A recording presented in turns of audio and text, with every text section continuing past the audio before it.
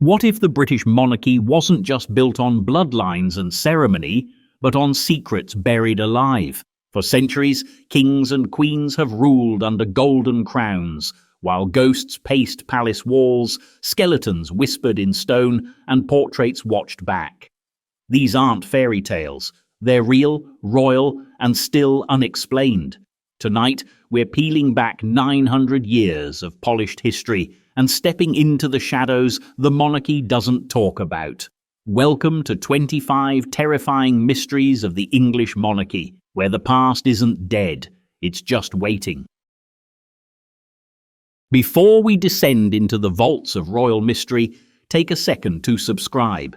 It helps keep these stories breathing. And while you're here, drop a comment. Where are you watching from, and what time is it where you are? Midnight in Manchester, 3 a.m. in Texas. Let's see who else is wandering the halls with us tonight. 1. The Princes in the Tower. It begins, as so many royal stories do, with a coronation that never happened. In 1483, the 12-year-old Edward V was marched into London beneath the royal banners of the House of York, heir to a throne freshly vacated by his dead father, Edward IV. Beside him was his younger brother, Richard of Shrewsbury, Duke of York, only 9 years old and already a pawn in a game he didn't understand. They were escorted into the Tower of London. At the time, the Tower wasn't just a prison. It was a royal residence, a fortress, a sanctuary, a gilded cage with a drawbridge, and then they vanished. Not all at once, not with a scream, not in a way that left blood on the stone, just silence, the kind that stretches thin over centuries. The last known sighting of the two boys was in the summer of that year. After that, no proclamations, no letters, no public appearances, just empty windows and a lot of nervous nobles pretending not to look up at the tower. Whispers turned to rumours, and rumours turned to legend, the kind scribbled in the margins of history books with inky question marks.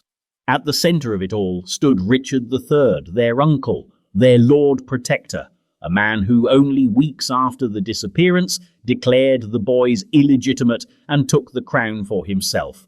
Convenient? Yes. Suspicious? Painfully so. Conclusive? Not even close. Because here's where it gets murkier than the Thames. Years later, 2 skeletons were found buried under a staircase in the tower.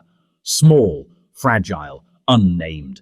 King Charles II had them interred at Westminster Abbey, assuming, or rather hoping, that these were the missing princes. Case closed. Public unease, quietly buried. But science, as it often does, had other ideas. Forensic examinations in the 20th century were inconclusive. No DNA tests, no definitive proof, just bones. Bones that might not even belong to the right century. And crucially, the royal family has refused further testing. Still today, they lie under a marble slab that reads, "Here lie the relics of Edward V and Richard, Duke of York." Relics, not remains, as if even stone avoids certainty. So what happened to them? One theory suggests that Richard III had them smothered in their sleep, a mercy killing by medieval standards. Another insists the Duke of Buckingham, seeking favour with Richard, acted without orders. Still others point the finger decades later at Henry VII, the Tudor usurper who married the prince's sister and had every reason to erase their claim to the throne and rewrite history with his own pen. And then there are the wilder whispers that the boys were spirited away in disguise, that one lived under an alias in Flanders, that the tower's walls didn't kill them but protected them, that Richard wasn't a villain but a scapegoat in a century that specialised in scapegoats. Take your pick, history certainly has. Every few decades, someone digs, literally or metaphorically, trying to exhume the truth. But the mystery doesn't rot, it calcifies, it becomes part of the architecture. A story so unresolved, it's practically decorative. What lingers isn't just the question of murder, it's the failure of time to do what time usually does, erode the truth into something solid. In this case, the centuries have only made the shadows sharper. Because if two royal children can vanish from the most guarded fortress in England with no witnesses, no evidence, and no consequences, what exactly does power protect? And more curiously, who else needed protecting from what they might have said? The tower remains, so does the silence, which brings us, unnervingly, to another queen who outlived the truth, one whose face never aged, whose mask never cracked, and whose image still hides a strange kind of sorcery underneath the white shimmer of history's most carefully painted portrait. 2. Queen Elizabeth I's mask of youth. She was, without question, one of the most formidable rulers in English history. She commanded armies, outmaneuvered popes, refused kings, and bent Parliament to her will. But for all of Elizabeth I's power, her brilliant mind, her rhetorical prowess, her iron-fisted diplomacy, what the world saw was her face, or rather the idea of her face. The Virgin Queen, as she styled herself, crafted an image so enduring, so meticulously curated, that even death seemed unwilling to claim her. And for nearly half a century, England was ruled not only by Elizabeth Tudor, but by her mask. By the time she entered her 50s, Elizabeth was almost mythological. Her portraits showed her unlined, luminous, ageless, her face powdered to a ghostly sheen, her hair aflame, her gowns an apocalyptic tapestry of symbols. Eyes, suns, serpents, thorns, daggers, swans. She didn't dress like a monarch, she dressed like a prophecy. But behind the veil of pearls and symbolism, something was off. Her closest attendants described her as keeping to dark, windowless rooms. Mirrors were banned from her chambers. She allowed no painters to capture her likeness unless it passed through the tightest control. Her final official portrait, the Rainbow Portrait, shows her somewhere between human and celestial being, draped in metaphors instead of flesh. No wrinkles, no shadows, no time. The mystery isn't just that she tried to hide the natural decay of age. That much is understandable, even political. The question is, how? Historical accounts claim she used Venetian ceruscae, a lead-based white makeup, as her primary foundation. It clung to the skin like chalk and slowly poisoned the wearer, causing hair loss, muscle tremors, and ultimately skin to decay. The irony of a substance used to fake vitality actually causing decay wasn't lost on anyone, except apparently Elizabeth. Even more strangely, court physicians noted that the Queen maintained energy and mental clarity well beyond what would be expected for someone potentially suffering from lead poisoning. Could it be that the Venetian ceruscae wasn't the only thing applied to her skin? Alchemical recipes from the Elizabethan court hint at stranger substances. Tinctures of mercury, snail mucus, burnt eggshells, powdered bones. Potions attributed to magicians like John Dee, her personal advisor and mystic, whose writings edge uncomfortably close to the occult. It wasn't just makeup, it was ritual. Visitors to court described her in hushed tones, a creature of unnatural pallor, whose face never moved, who spoke with grace but showed no expression. Was it reverence or fear that kept courtiers so loyal? At what point does the sovereign become an idol? Then there are the more bizarre theories, the kind whispered in taverns and tucked away in pamphlets banned by the crown, that Elizabeth had died young and been replaced by a lookalike from Bisley. Young boy, some say, disguised to preserve the Tudor line. That the makeup was not to enhance her femininity, but to conceal the absence of it. That her refusal to marry wasn't virgin pride, but fear of exposure. Absurd? Maybe, but in an age where politics and theatre were indistinguishable, where power hinged on appearances, the more fantastical the lie, the safer it became. No one dared to question the Queen's face when it glowed like marble and blinked like prophecy. The real woman, if she ever existed at all, was consumed by her own image. She didn't just wear the mask, she became it. Even in death, she left orders for no post-mortem portrait. Her body was whisked away and entombed with royal dignity, the final expression of a life defined by concealment. And still, centuries later, when scholars look at portraits of Elizabeth, they see contradictions they can't explain. Eyebrows that shift places, lips that widen and narrow, cheekbones that rise and fall with no regard for age. The official excuse: artistic license. The unspoken suspicion: composite editing. The early modern Photoshop. But why go to such lengths? What did the real Elizabeth look like beneath the layers of art, alchemy, and political myth? And more disturbingly, who was she without it? A woman who spent her entire life wielding the ultimate feminine power, her image, yet may have erased her own identity to preserve it. A monarch who ruled like a deity but may have died never knowing her own reflection. The mask worked too well, and just as Elizabeth's legacy was shaped by what was hidden more than what was revealed, so too is the story of what came next. Because behind the pristine masks and polished corridors of royal authority, there are bones, real ones, buried under stone, and they're still waiting to tell us who or what was really inside the tower. If you're still with us, and Elizabeth's alchemical glamours haven't scared you off, now's a good time to subscribe for more stories the history books politely avoid. And while you're here, tell us in the comments, where in the world are you watching from, and what time is it? Are you wide awake in Warsaw or half asleep in New Zealand? Let's see who else is chasing ghosts this late. 3. The Skeletons of the Tower. If the Tower of London were a person, it would be the kind who knows exactly what happened and chooses to say nothing. It has watched monarchs rise and fall, lovers beheaded, enemies imprisoned, secrets buried, literally. It has been a fortress, a palace, a prison, a zoo.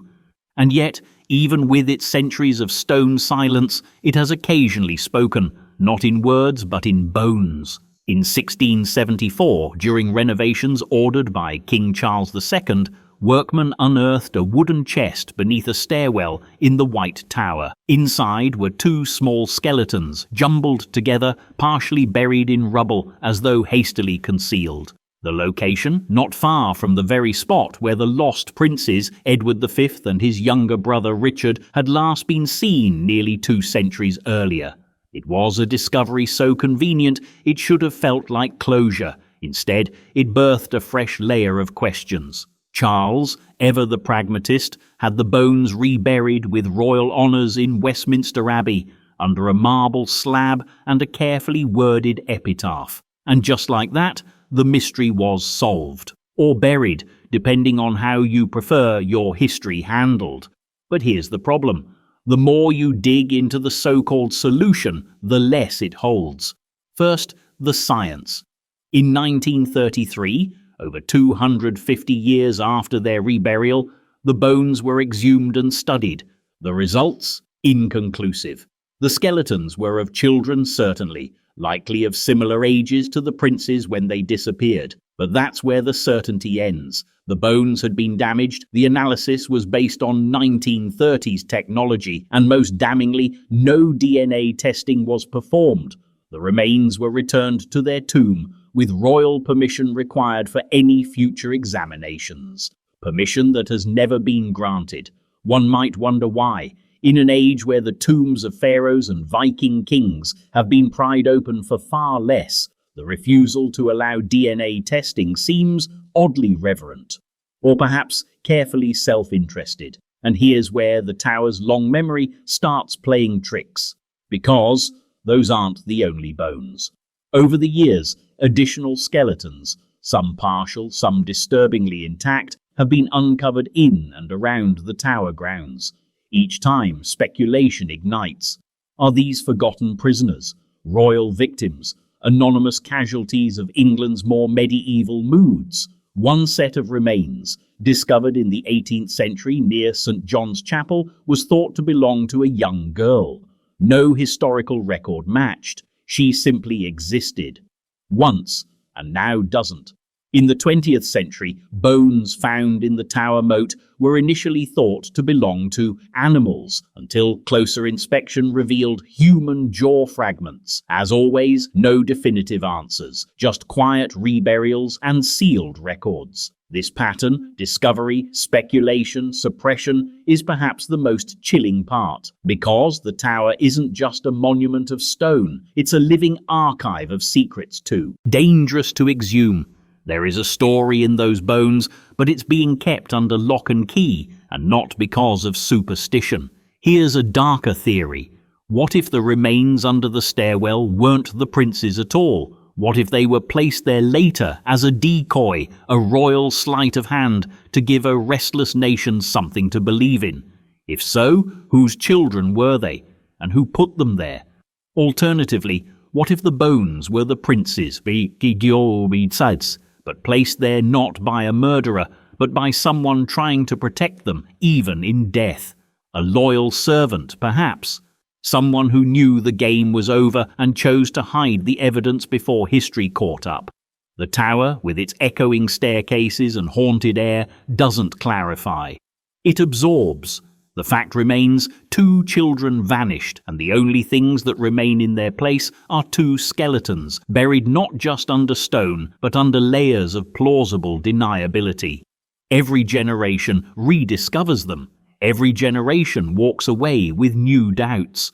We are left, once again, with remains that remain unresolved, and perhaps that's the real horror, not the mystery itself, but the knowledge that the truth could be known. That it might be sitting right there in Westminster Abbey, waiting. That with modern DNA testing, mitochondrial comparisons, and a royal signature, we could possibly solve one of the darkest chapters of English royal history. But we don't. We choose not to know, which begs a larger, more unsettling question. If the past refuses to explain itself, and the present refuses to look, who exactly is preserving the myth, and why? Because just as some truths are buried beneath stone, others are burned into pages, like those written by a king who feared not just enemies, but things far darker, deeper, and more infernal. A king whose obsession with demons may not have been superstition at all. 4. King James I's demonology obsession. Most kings concern themselves with war, taxes, and succession. King James I concerned himself with demons, not metaphorically, not as a passing fancy, not even as a medieval eccentricity tucked into a dusty corner of his reign. No, James Stuart, the first monarch to unite the crowns of Scotland and England, devoted an astonishing amount of time and energy to studying the mechanics of hell itself. To call it an obsession is polite. Before he was crowned King of England in 1603, James had already seen too much. In his youth as James VI of Scotland, he survived a childhood of kidnappings, assassination attempts, and religious instability. Paranoia for him was less a psychological quirk and more of a daily survival strategy. He didn't trust Catholics, he didn't trust nobles, and he absolutely, most certainly, did not trust witches. In 1590, James personally presided over the North Berwick witch trials, a fevered and grim affair that accused dozens of Scottish men and women of conspiring to sink his ship using black magic. According to the official story, a coven of witches had met with the devil in the churchyard, conducted obscene rituals, and summoned storms to kill the king and his new bride Anne of Denmark while they crossed the North Sea. The storm did happen. That much is true, but storms are not uncommon in Scottish waters. Still, James was convinced, not just convinced, inspired. In 1597, he published a book, Demonology. It wasn't a fringe pamphlet. It was a full-fledged royal treatise written in formal prose, printed and distributed with all the weight of royal authority.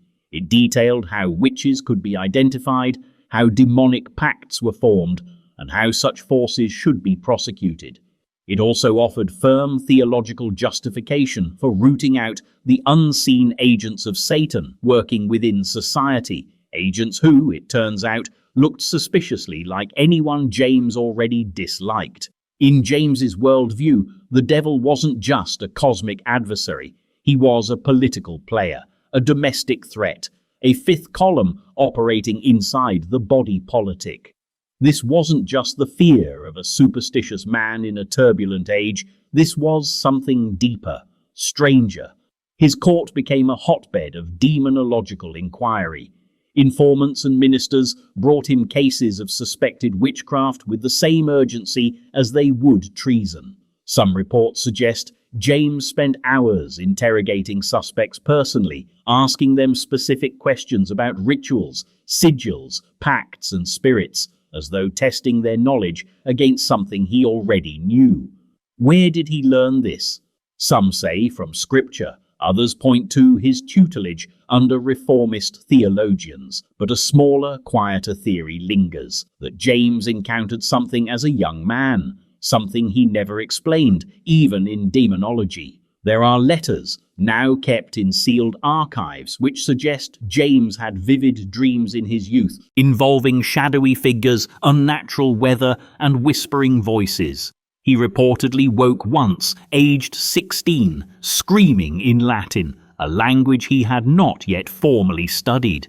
His nurse, Agnes Sampson, later accused of witchcraft, was said to calm him with strange lullabies in a language no one else recognized. She was executed. Historians dismiss this as legend, but the anecdote keeps resurfacing. Even in England, once safely on the throne, James continued his war against the unseen. He supported the torture of suspected witches. He rewrote parts of the Bible to emphasize divine authority. He warned his court against the influence of unnatural philosophy, what we'd now call science. And yet he loved theatre, he loved metaphor, he loved masks. It's no coincidence that Macbeth, with its witches and curses, was written for James's court. Shakespeare laced the play with flattery but also warnings. The line between ambition and destruction, between kingship and curse, is never clear in Macbeth. It's not clear in James either. By the end of his reign, the king's fears had become quieter, more internalized. But they never left him. He died surrounded by religious advisors clutching a book, murmuring scripture under his breath. One doctor noted he seemed to be arguing with something as he passed. Was it the devil, his own guilt, or simply the weight of a life spent staring into shadows? The royal line continued.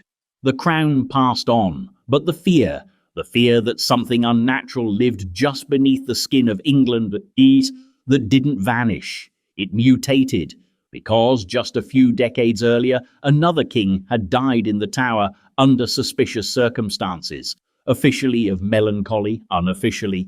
No one quite believes it, not even now. 5. The death of Henry VI. Kings are not supposed to die quietly in the dark. And yet that is exactly what Henry VI did, or so they say. On the night of May 21st, 1471, as England's dynastic Wars of the Roses blazed on outside the Tower walls, Henry VI, once anointed by God, once crowned in 2 kingdoms, sat imprisoned in a cold chamber in the Wakefield Tower. By morning he was dead. The official explanation, he died of sorrow, or, to use the term historians prefer when reality becomes inconvenient, melancholy. The same melancholy, apparently, that conveniently killed him within days of his rival Edward IV's triumphant return to London, and just hours after the death of Henry's son and only heir, Edward of Westminster, at the Battle of Tewkesbury. It was all rather tidy. Too tidy. Let's back up. Henry VI was a peculiar king from the start. Crowned King of England at 9 months old and King of France shortly after, he inherited 2 crowns, but none of the temperament required to wear them. He was gentle, devout, reclusive, more suited to monasteries than to battlefields, and in a century where power was measured in steel and bloodlines, his piety made him vulnerable. His reign was plagued by mental collapse, periods of catatonic silence. In one infamous episode, Henry remained unresponsive for over a year, failing to acknowledge the birth of his own son. Political factions tore the country apart in his stead. each side using the king as a human chess piece in a national breakdown. When Edward IV of the rival House of York seized the throne, Henry vanished from public life altogether until he was restored briefly in 1470 during a political hiccup orchestrated by the Earl of Warwick. His return was not triumphant. He was paraded like a relic, visibly aged, confused, and meek, while the real power moved around him. Less than a year later, Edward IV reclaimed the throne once more, and Henry was quietly placed back into the Tower. Then, just as suddenly, he was dead. There was no procession, no detailed account, no physician's testimony, just a vague record from the royal chronicle asserting that he had departed this life for pity and heaviness. Poetic, also suspicious. Later sources, including accounts from contemporaries in France and neutral observers in Burgundy, suggested a different cause: murder. Specifically that Edward IV ordered Henry's execution to eliminate the last Lancastrian threat to his crown. The timing certainly aligns. Henry's son had just been killed, his supporters were scattered, there was no longer any political advantage in keeping him alive, and every incentive to make him disappear. More chilling still, years later, when Richard III, then Duke of Gloucester, was accused of carrying out the deed himself, it didn't seem to shock anyone. The idea that Henry had been quietly eliminated behind Tower walls was not met with outrage, but with resigned nods, as if this was how things were done. When Henry's body was initially displayed at St. Paul's Cathedral, some witnesses noted blood around his head, a strange detail for a man who supposedly died of grief. It was dismissed at the time as the corruption of the corpse, but it lingered in whispers.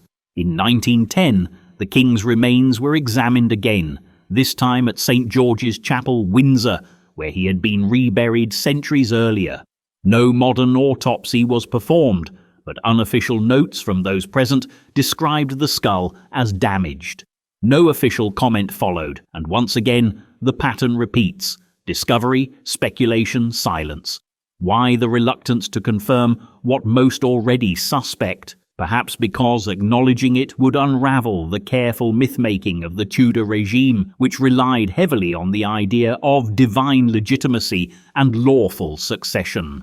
To admit that Henry VI was murdered would mean admitting that the Tudor foundation was built not just on victory, but on quiet, unspeakable erasure. In the end, Henry VI's greatest mystery is not how he died, but how his death has been so meticulously framed as a sad inevitability, a melancholic sigh at the end of a failed reign, rather than what it likely was, a cold decision in a ruthless political game.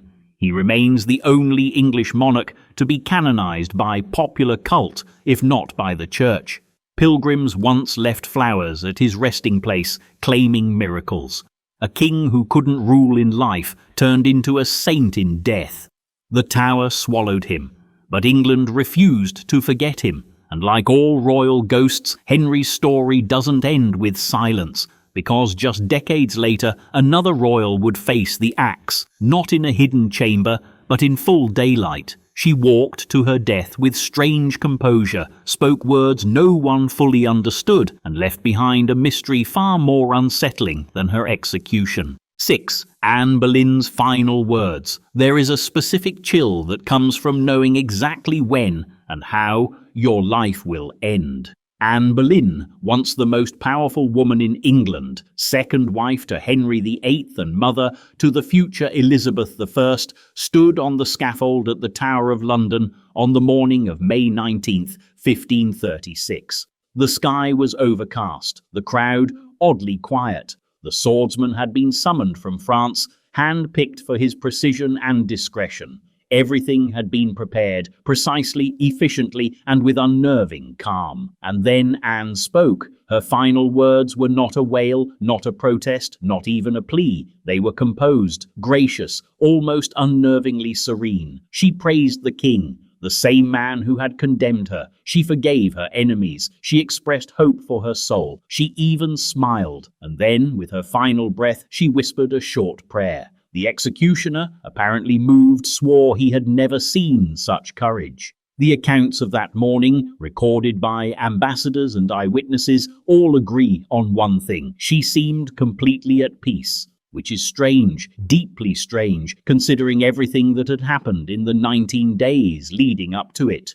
Anne's arrest had been sudden. She was charged with adultery, incest, and treason, crimes that carried a death sentence. But the evidence was laughably thin. Her supposed lovers were a mix of courtiers and musicians, all of whom had inconvenient political affiliations or had once crossed Thomas Cromwell, Henry's chief advisor. Trials were held quickly, behind closed doors, and all found guilty, including her own brother, George Boleyn. Anne was imprisoned in the tower she once visited in triumph. She awaited her sentence in the same rooms where she had stayed the night before her coronation, just 3 years earlier. The irony was not lost on her. During her imprisonment, Anne was recorded as being alternately calm and unnerved. She joked with her ladies-in-waiting, then collapsed into moments of quiet sobbing. She spoke frequently of death, but not with fear, with a strange sort of curiosity, as if she was already stepping outside herself, looking back at her life as though it belonged to someone else. So by the time she stepped onto the scaffold, it wasn't just her poise that disturbed those watching. It was the sense that she knew something they didn't. Her speech, while brief, has been passed down in variations. What stands out is not the formality, praising the king, expressing submission to God, but the way she said it, with clarity, with a tone that made the words sound rehearsed, not just rehearsed like an actor memorizing lines, but rehearsed like someone who had said them before, many times, to herself, to the walls. It raises a question few historians like to confront. Was Anne Boleyn preparing for martyrdom, or was she trying to say something hidden within the very structure of her calm? There's a theory, soft-footed, whispered, that her final performance was an act of resistance, that her composure wasn't submission but subversion, that she refused to give Henry the satisfaction of public humiliation, that by meeting death with a smile, she controlled the narrative. After all, Anne had always understood the power of appearances. She had risen not through noble birth, but through intelligence, charm, and careful self-presentation. She was a master of courtly politics, capable of saying 3 things at once, each wrapped in lace and Latin. It's been suggested that her final speech contained embedded allusions to scripture, to court gossip, even to Henry's own hypocrisy, that her repeated emphasis on a just and sovereign lord was less praise and more dagger, veiled in velvet. Of course, such interpretations are speculative, but the lingering effect of that morning was real. For years after, people spoke not of her crimes or her supposed betrayal, but of her dignity, her calm, her smile. And then there's this. In the days following her death, witnesses claimed strange events in the tower. The tolling of bells no one had ordered, a white mist around the scaffold at dawn. One soldier reported hearing faint music in the chapel, though no musicians were present. Superstitions, perhaps, or the natural echo of a moment too heavy to fully pass. Anne Boleyn was buried in an unmarked grave beneath the floor of the chapel. For centuries her resting place was lost, until renovations in the 19th century uncovered her remains, hastily buried among others, the bones slightly misaligned, the name unmarked. Even in death she remained partially hidden. A woman always defined by what others projected onto her. Temptress, queen, heretic, victim, witch, saint, and yet none of those roles quite explain the composure of that final morning. The smile, the peace, the peculiar serenity that still unsettles. Because if Anne Boleyn wasn't afraid in her final moments, what exactly did she know? And more importantly, what did she leave behind? As it turns out, a legacy of mystery wasn't limited to her, because just 2 centuries earlier, another English monarch met a fate so grotesque, so shrouded in contradiction, that even today historians argue over whether he died at all. 7. Edward II's grisly death. Edward II was a king who never quite belonged, not to his nobles, not to his court, and as it turns out, not even to his own ending. Born into greatness but remembered with discomfort, Edward ruled from 1307 to 1327, a turbulent 20-year reign marked by internal strife, military humiliation, and a curious kind of personal vulnerability that didn't fit the mold of a medieval monarch. He preferred the company of favourites over war councils. He took solace in art and architecture when his barons demanded blood and conquest, and eventually they turned on him. He was deposed in 1327 by his own wife, Queen Isabella, and her ally and possibly lover, Roger Mortimer. It was the first time in English history that a reigning monarch had been forced to abdicate the throne. His son, Edward III, was declared king at the age of 14. The official narrative insisted the former king had willingly relinquished power. The unofficial one, a little murkier. Edward II was imprisoned in Berkeley Castle, a grim fortress tucked away in the Gloucestershire countryside. From there, reports trickled out that he was watched day and night, that no one was allowed to speak with him, that sounds of lamenting echoed from his cell, and then silence. Then, in September of that same year, a death notice was issued. The letter from Edward III's government stated that his father had died at Berkeley Castle. No cause of death was listed, no detail was provided. It simply announced that the former king had departed from this life.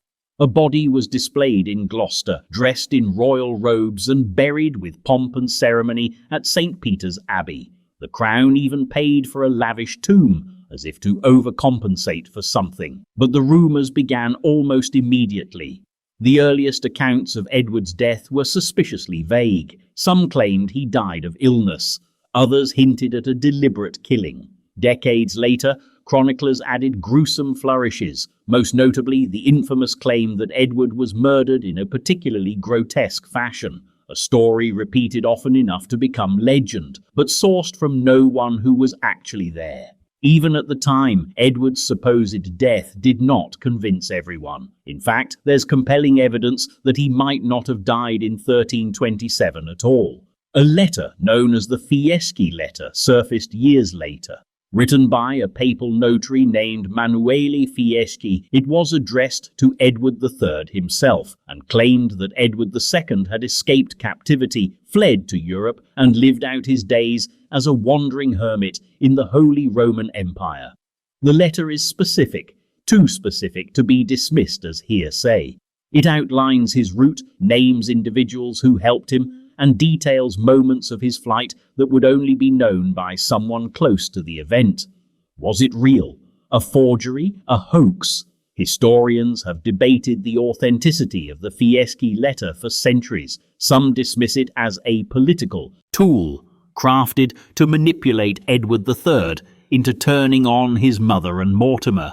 Others point out inconsistencies in dates and geography. But others, serious scholars, admit that the sheer detail in the letter and the lack of motive for forging it makes it harder to ignore. There are further curiosities. Royal records from the 1330s show unexplained payments made to certain individuals known to be loyal to Edward II, payments that curiously stop right after Mortimer's execution. There is also mention of a mysterious William the Welshman, a figure who visited Italian monasteries and bore a striking resemblance to the late king. And finally, there are descriptions from foreign courts of an English monk living in exile, frequently protected by nobles who had once served Edward. None of this proves survival, but it does something more dangerous. It invites doubt. And doubt, when it comes to royal deaths, is like blood in water. Edward III never publicly acknowledged the Fieschi letter, but soon after receiving it, he began to distance himself from his mother and had Mortimer arrested, tried, and executed for treason. Coincidence, or quiet retribution for a betrayal deeper than politics? Even in death, Edward II refuses to conform. He is neither fully martyr nor villain, neither confirmed dead nor credibly alive. His story fractures depending on who tells it, each version stitched with either pity, contempt, or quiet reverence. The king who loved the wrong people, trusted the wrong allies, and disappeared into a historical footnote, or perhaps into a monk's robe. His tomb still stands, his effigy, carved in stone, gazes serenely into the Gothic arch of Gloucester Cathedral. But beneath that calm lies a persistent question. Did England bury a king or a decoy? And if Edward lived, even for a little while longer, what stories did he carry into exile? What truths did he choose not to return and reveal? The answers, if they exist, are long gone. But the echoes remain, especially in the Tower and its surrounding shadows, where not all hauntings are royal, and not all beasts are born of myth. Some of them prowl. 8. The Black Dog of Newgate. If you were unlucky enough to be locked in Newgate prison during the medieval period, you weren't just condemned to rot behind stone walls. You were entering a place where reality itself seemed to shift. And for those imprisoned under the weight of the crown, the difference between punishment and damnation blurred in ways few dared to speak of openly. Newgate wasn't technically a royal palace or a battlefield of kings, but it was part of the vast machinery of English authority. And like so many things touched by the monarchy, it came with its own lingering curse. One that walked on four legs, one that scratched at the boundary between myth and memory. They called it the Black Dog of Newgate. The first recorded tale of the beast dates back to the reign of Henry III, though the legends were likely older, passed down in whispers by jailers and scribbled into margins by monks who knew better than to speak too loudly. The story goes like this. In the early 13th century, Newgate was swollen beyond capacity. Food was scarce, and the prisoners, a mix of petty thieves, debtors, and traitors, were starving. Among them was a man accused of sorcery. No name survives, just a title, the Scholar. He was said to be learned, foreign, and possibly connected to forces better left unnamed. As the story goes, the man was killed by the other inmates, not for justice, but for sustenance. Desperate, emaciated, and locked in darkness, the prisoners turned on the Scholar and removed the need for a trial. What happened next is where the tale splits into something else entirely. According to prison records, shortly after the man's death, the entire cell block was overcome with terror. Prisoners began reporting the presence of a monstrous black dog, enormous, silent, and intelligent. It didn't bark, it didn't growl, it simply appeared. And then it began to stalk. One by one, the inmates who had participated in the killing of the Scholar were found dead. Some were torn apart, others were contorted, their expressions frozen in fear. A few tried to escape, breaking their bones against the walls, choosing the risk of execution over whatever was pacing the dark. The guards naturally denied everything, but something must have shaken them. The prisoners were moved, priests were brought in, candles burned through the night, and for a while the sightings stopped. Until they didn't. The Black Dog of Newgate never officially left. Over the next several centuries, sightings continued, reported not only by prisoners, but by wardens, chaplains, and even royal officials passing through. The description never varied. A huge black hound with glowing eyes and a terrible silence. No chains, no shadow, just presence. The idea of spectral black dogs is not unique to Newgate. England has them by the dozen. The Barguest, Black Shuck, the Girt Dog of Somerset.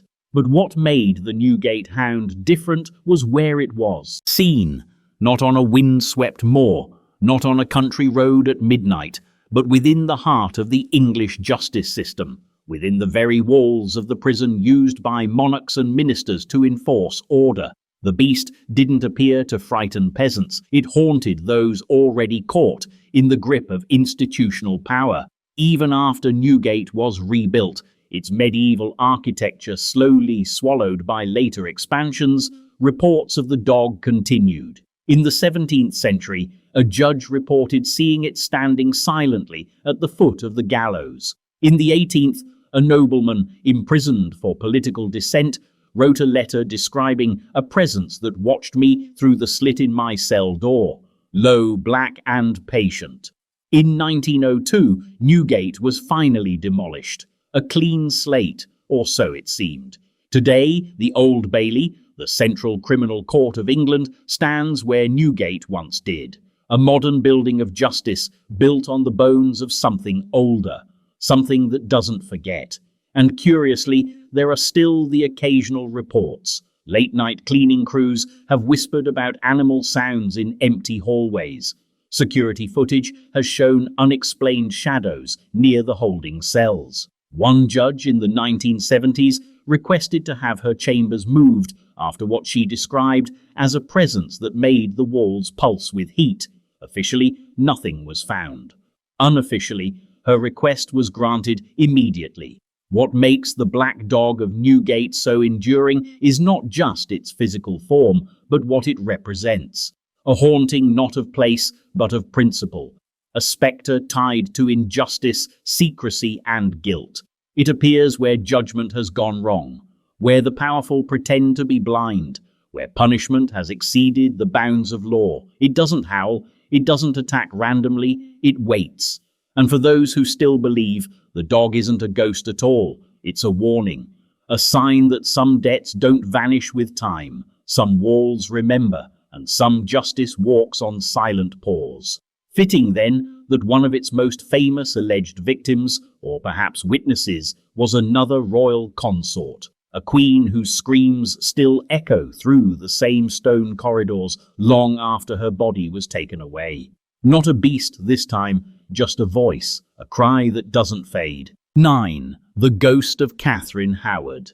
There are places in England where time doesn't simply pass. It loops, it lingers in the curtains, presses into the wallpaper, seeps into the cracks between floorboards. Hampton Court Palace is one of those places. It's a royal residence, yes, and a tourist attraction now, with well-behaved lawns and guided tours. But beneath the chandeliers and Tudor brickwork, it houses something else. It houses the echo of a scream that has never stopped. The legend of Catherine Howard, fifth wife of Henry VIII, has been told so many times that it's easy to forget it began with a teenager. A young woman, possibly as young as 17, placed at the center of a dynastic chessboard where beauty was currency and silence was survival. She was charming, vivacious, untrained in politics, and disastrously unprepared for the paranoia of Henry's later years. She was also a cousin of Anne Boleyn, and if history has taught us anything, it's that repeating a royal bloodline in Henry's court was not an asset. It was a warning label. At first, Catherine seemed to please the king. She was young, playful, and doted upon the aging monarch, who by then was infirm, volatile, and acutely aware of his slipping legacy. She called him her sweetheart. He called her his rose without a thorn. The irony now bites harder than any Tudor dagger. Within a year of their marriage, rumors began to circulate, whispers of a premarital relationship, allegations of inappropriate contact with men at court. At the time, royal wives were expected to be symbols, not people, and a tarnished symbol was not something the monarchy could afford. An investigation was launched, quiet at first, then relentless. Letters were intercepted, servants were interrogated. By November of 1541, Catherine was under arrest, accused of adultery and treason, both capital offences. She was confined in her apartments at Hampton Court, with no access to the king, no public trial, and no opportunity for explanation. This is where the legend begins to curdle into something else. According to numerous accounts, on the night Catherine learned of her impending execution, she broke free from her guards and ran through the corridors of Hampton Court, screaming for the king. Not in defiance, not in rage, in desperation. She cried his name, begged for mercy, pleaded to be heard. She ran barefoot, dishevelled, shrieking down the long hallway now known as the Haunted Gallery. She believed, perhaps, that if she could just speak to him, just reach him, he would listen, that he would remember the warmth between them and change his mind. He didn't. Catherine was dragged back to her rooms. She was never granted an audience. She was executed at the Tower on February the 13th, 1542. Her final words, if recorded at all, have been lost, but what remains is what came after. For centuries, visitors and staff at Hampton Court have reported strange phenomena in the haunted gallery, unexplained drops in temperature, a feeling of pressure as though something is moving past at high speed, footsteps with no source, and most famously the sound of a scream, not just any scream, a young scream, raw, high and laced with panic. It doesn't sound staged, it doesn't belong to a horror film. It is, as many have described it, deeply human. In 1999, security cameras caught something unusual. A fire door in the gallery, heavy, reinforced, and rarely used, suddenly burst open. No one was visible on camera. No prankster emerged. It happened again 2 days later. The footage was released to the public, baffling even skeptics. The palace staff gave it a nickname, Skeletor, but behind the jokes was an unmistakable chill. Even those who don't believe in ghosts admit that something lingers in that hallway. Perhaps not Catherine herself, but a memory so potent that it has taken on a life of its own. A psychic scar replaying itself through the centuries. It's not hard to imagine why. Catherine's final hours were a study in powerlessness. Betrayed by courtiers, abandoned by her king, stripped of dignity, and worst of all, unheard. Her scream wasn't just fear, it was a demand for recognition, for her story to be seen as more than just another tragic entry in Henry's matrimonial record. She didn't die quietly, so why should her memory? And maybe that's why her spirit, if it is her spirit, doesn't rest, because the scream was never answered. The door never opened, and the king never listened. But what if he couldn't? What if by then the king was already sliding into the kind of decline that no one dared name, a mental unraveling so profound that even the living began to fear he was slipping beyond this world? Because just a few decades later, the English throne would again be occupied by a monarch whose mind turned into a battlefield, not against enemies, but against his own perception of reality. 10. King George III's madness. By the late 18th century, England had conquered half the world, but couldn't seem to hold on to the mind of its own king. George III, remembered in school books as the monarch who lost America, has long been reduced to shorthand, the Mad King, the red-coated tyrant, the man who ranted at walls while empires slipped through his fingers. But that version is a caricature, one that doesn't begin to touch the stranger, quieter, and far more unsettling reality of his unraveling. Because the truth is, no one really knows why George III lost his mind, or if indeed he ever truly did. When George ascended the throne in 1760, he was 22, pious, earnest, and determined to rule with moral purpose. He married Charlotte of Mecklenburg-Strelitz, a match arranged for politics but surprisingly grounded in mutual respect. They had 15 children. He promoted agriculture, resisted corruption, and tried, however clumsily, to steer a path between autocracy and reform. And then, in 1788, something snapped. The first public signs were small, erratic speech, trouble sleeping, letters that rambled off into incoherence. But the symptoms escalated quickly. His ministers began reporting bizarre outbursts, extended monologues that made little sense, episodes of uncontrolled talking, sometimes for hours, during which the king's voice grew hoarse, his words spiraling into disjointed associations. Then came the more disturbing behavior, pacing, manic gestures, obsessive fixations on strange ideas. He once allegedly held a conversation with an oak tree, believing it to be the King of Prussia. Another time, he was found in a state of agitation, eyes wild, shouting at invisible courtiers in an empty room. He was not violent, not monstrous, just unmoored. His physicians at the time diagnosed the problem as a disturbance of the humours, the go-to explanation for anything inconvenient in the Georgian era. Leeches were applied, bloodletting was ordered, nothing helped, his condition worsened, and yet, even in the midst of his episodes, George had flashes of clarity. He would apologize suddenly to his staff, beg forgiveness from God, dictate letters with perfect grammar, then just as quickly sink back into confusion. Historians later suggested he may have suffered from porphyria, a rare blood disorder that can cause physical pain, gastrointestinal distress, and psychological disturbances, including hallucinations. It seemed plausible. His urine was reported to turn dark, a symptom. The fits came and went, often triggered by stress or diet. Genetic studies were even conducted on his descendants. For a while, this theory was accepted as fact, but modern researchers have raised doubts. The porphyria diagnosis, popularized by the 1969 biography The Purple Secret, relied heavily on circumstantial evidence. More recent investigations, including a forensic analysis of George's handwriting and personal correspondence, point toward a more familiar but equally unsettling possibility: bipolar disorder.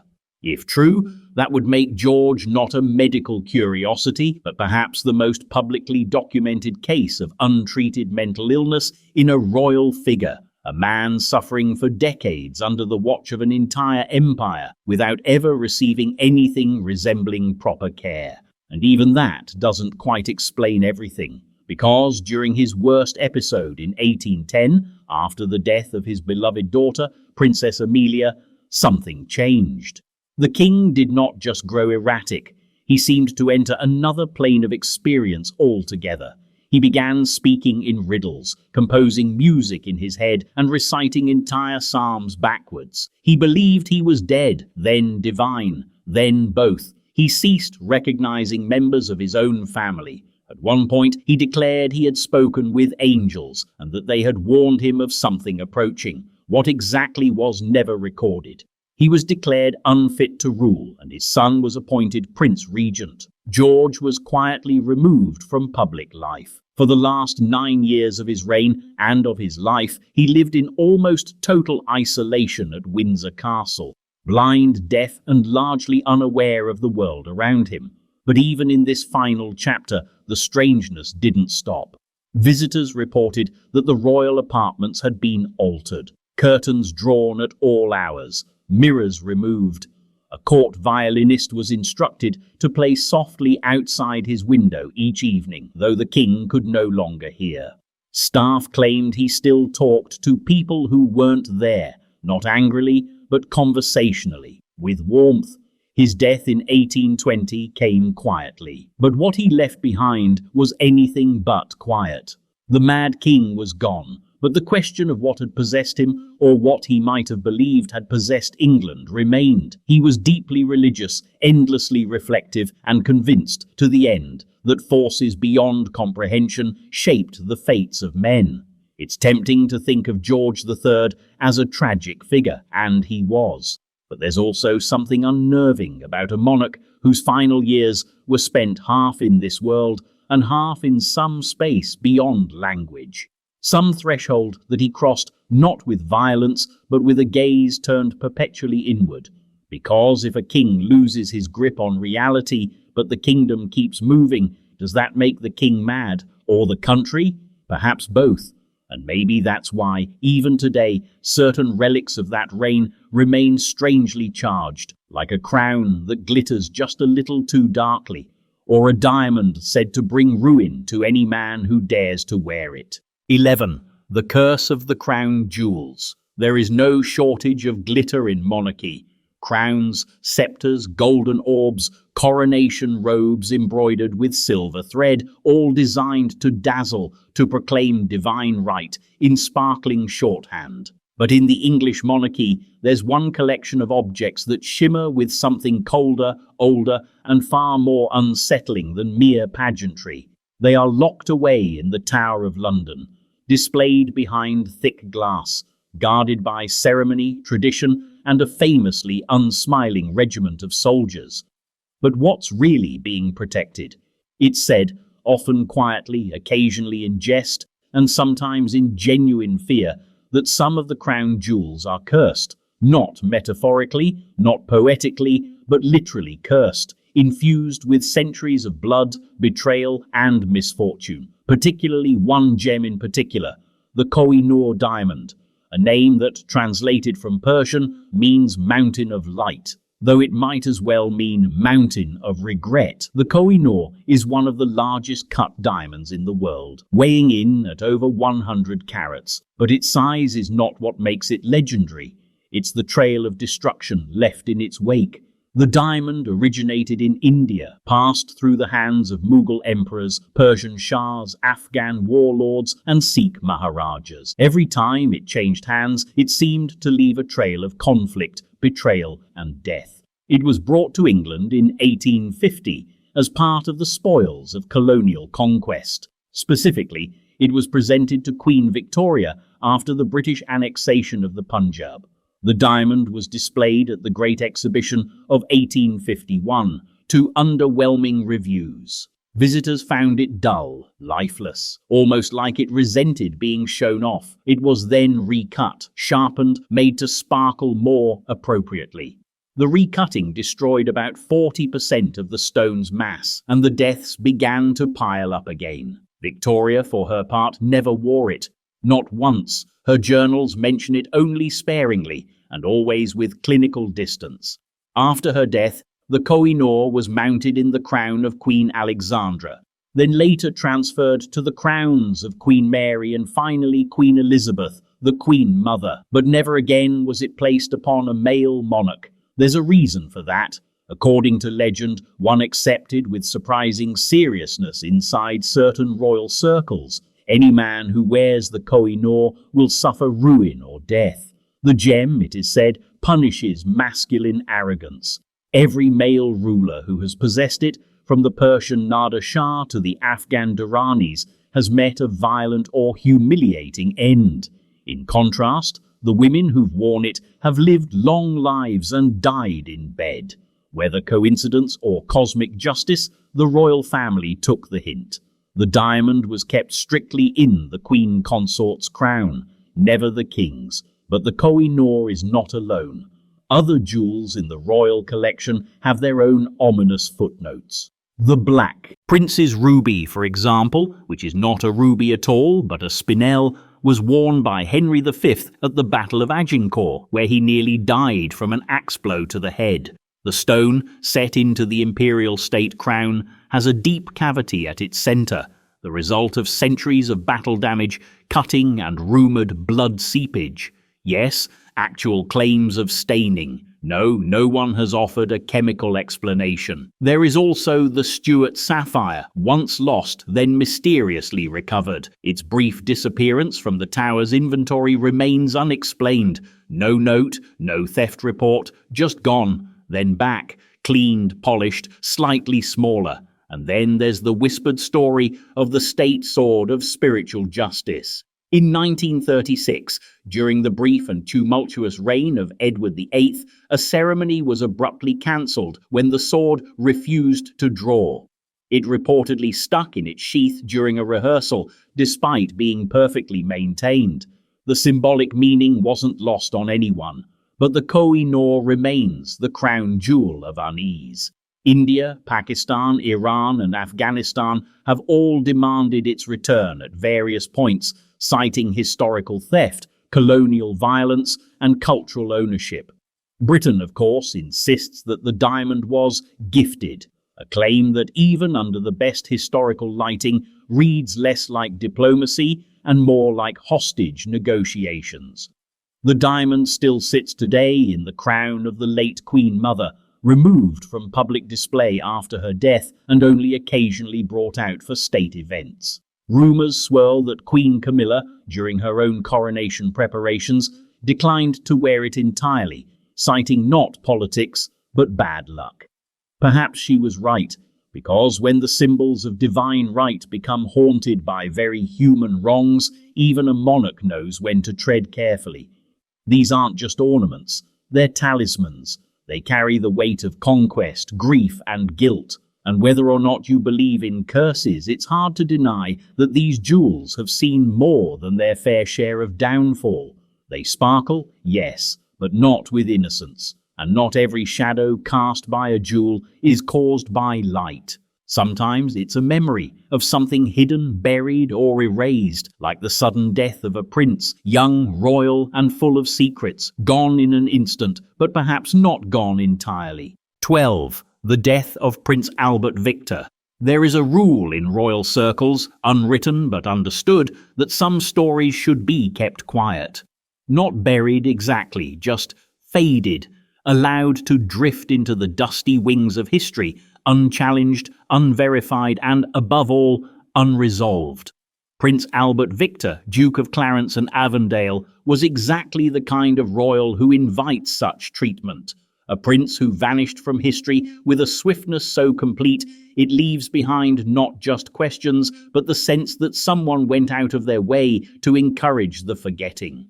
Albert Victor was the eldest son of Edward VII, and thus the grandson of Queen Victoria. He was second in line to the throne, and at one point destined to be king. Handsome, soft-spoken, and by all accounts somewhat delicate, Eddie, as he was known to his family, was the Victorian ideal of royal manhood, regal but reserved, visible but emotionally distant. He smiled in portraits, waved at ceremonies, and said very little, too little, because even during his lifetime whispers circulated. He was not academically inclined, which is putting it kindly. Tutors described him as sweet-natured but intellectually underwhelming. A few called him absent. Others were less diplomatic. But it wasn't his intellect that caused concern. It was his behavior, his tendency to disappear from duties, his affinity for long absences with no clear explanation, his friendships that, in context, were considered unconventional. In 1889, his name was quietly linked to a scandal involving a male brothel in London, the infamous Cleveland Street affair. No charges were brought and no formal investigation was launched, but it's widely accepted that Albert Victor's involvement was managed, contained before it could threaten the monarchy. The press, still deferential to royal sensitivities at the time, looked the other way. And then, just 3 years later, he died, suddenly, at the age of 28. The official cause was pneumonia, following a bout of influenza during a wider epidemic in early 1892. He died at Sandringham House, surrounded by family. The news was solemnly announced. The mourning was grand and very public. His mother, Princess Alexandra, was said to be inconsolable. Queen Victoria declared his passing the greatest sorrow of my life. The nation wept, and then silence.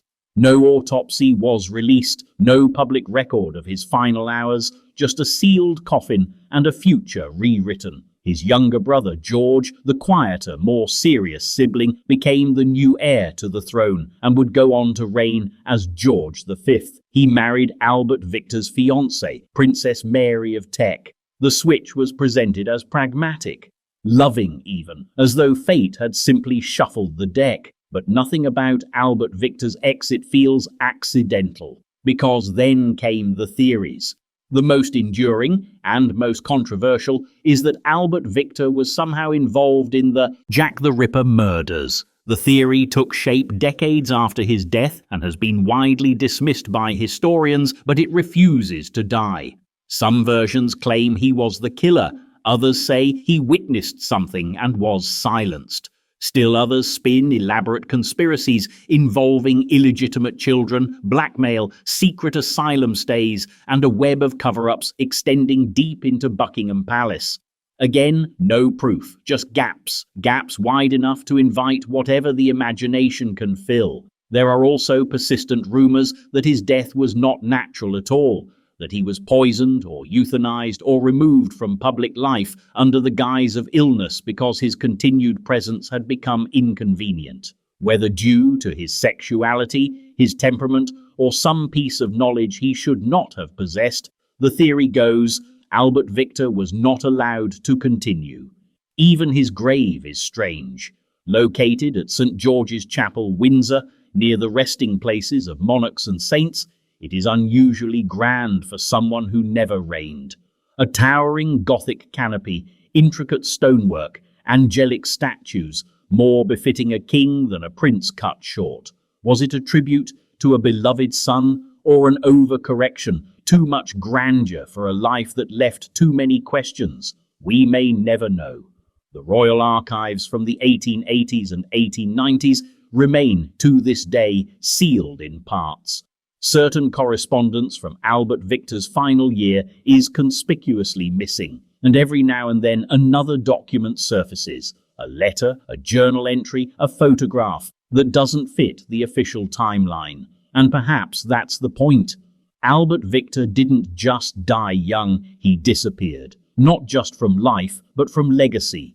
Replaced by his brother, erased from the line of succession, remembered only in fragments, many of which still don't add up. And if a man can be removed so cleanly from the world's most documented family, what else might have been taken with him?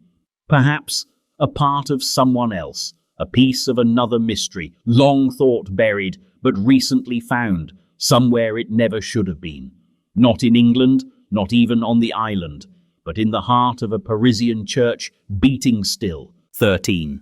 The mysterious heart of Edward V. Every great mystery needs a relic, something physical, tangible, that should not exist, but somehow does.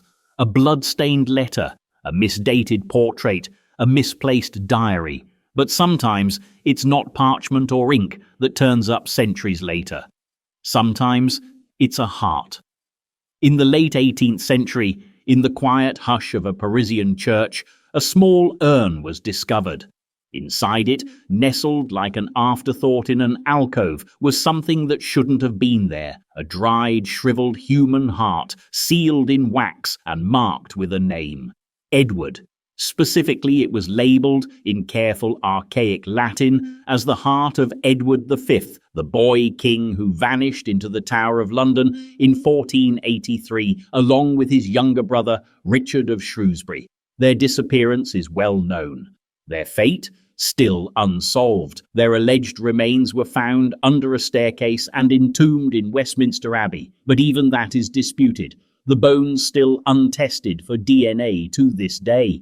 So then what exactly was his heart doing in a church in Paris? The location made no sense. The discovery was initially dismissed, assumed to be a case of mistaken identity or local religious folklore.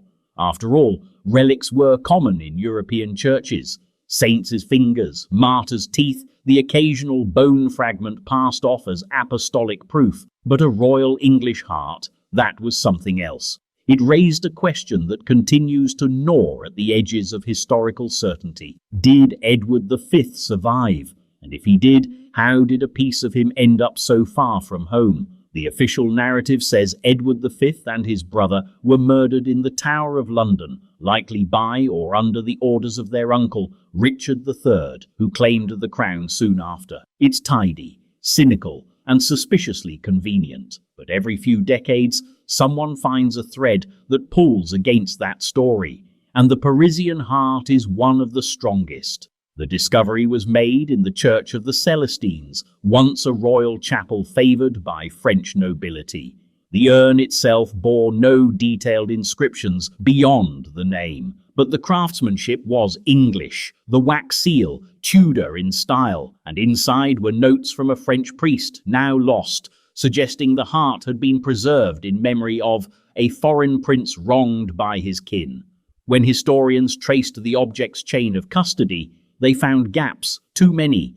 No one could determine when the heart had arrived in Paris, or who had placed it there. Some argued it must have belonged to another Edward. There were many in royal history after all, but none had such a specific mystery attached to their end, and none were known to be associated with France in such a quietly intimate way. Then came the stranger theories.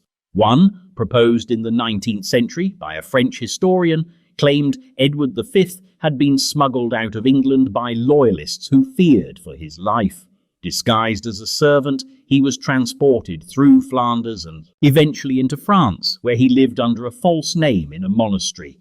There he died young, but not before confiding in the monks who preserved his heart as a token of his royal bloodline. Another theory suggested he was taken by agents of Henry Tudor, later Henry VII, not to be killed, but to be quietly exiled, out of sight, out of history. This would explain why Henry never definitively confirmed the prince's deaths, and why, despite his reign being obsessed with legitimacy, he allowed uncertainty around their fate to persist. A living Edward in France, harmless, cloistered and watched, would be easier than a public execution. The problem is, there's no proof, just the heart, no records, no signatures, no surviving DNA. The Church of the Celestines was destroyed during the French Revolution, and with it, any surviving paperwork that might have clarified its contents. The heart itself was moved to the Basilica of Saint-Denis, final resting place of French kings, and then, during renovations, it was misplaced again, possibly stolen, possibly reburied, possibly lost forever in the bureaucratic shuffle of post-revolutionary chaos. And yet, the story endures, because even in its absence, the heart refuses to disappear. It's still cited in obscure academic papers, still referenced in conspiracy-laced forums, still whispered about in royalist circles. Not because it proves anything, but because it suggests something. That the tower might not have been the end, that someone might have escaped, that history, so eager to seal its narratives with marble certainty, might have missed something small, something fragile, something still beating centuries later in a place it had no right to be. The mystery doesn't rest with the bones under the staircase or the urn in the Parisian crypt. It rests in the tension between what we know and what we refuse to investigate. A tension that becomes especially sharp when it touches on royalty, legitimacy, and the question of who truly holds power, the living or the ones who disappear without explanation. And speaking of unexplained vanishings, whatever happened to the woman who cared for the princes, the one person who might have known with absolute certainty what became of them? She went missing too. 14. Elizabeth I's virginity. For a queen who ruled for 44 years, defeated the Spanish Armada, outlived every threat to her throne, and turned England into a global power, Elizabeth I is most famously remembered for something she didn't do. She didn't marry. And as the story goes, she never took a lover, never had a child, never even kissed, depending on who you ask. She died, allegedly, as she lived, untouched, unmarried, alone.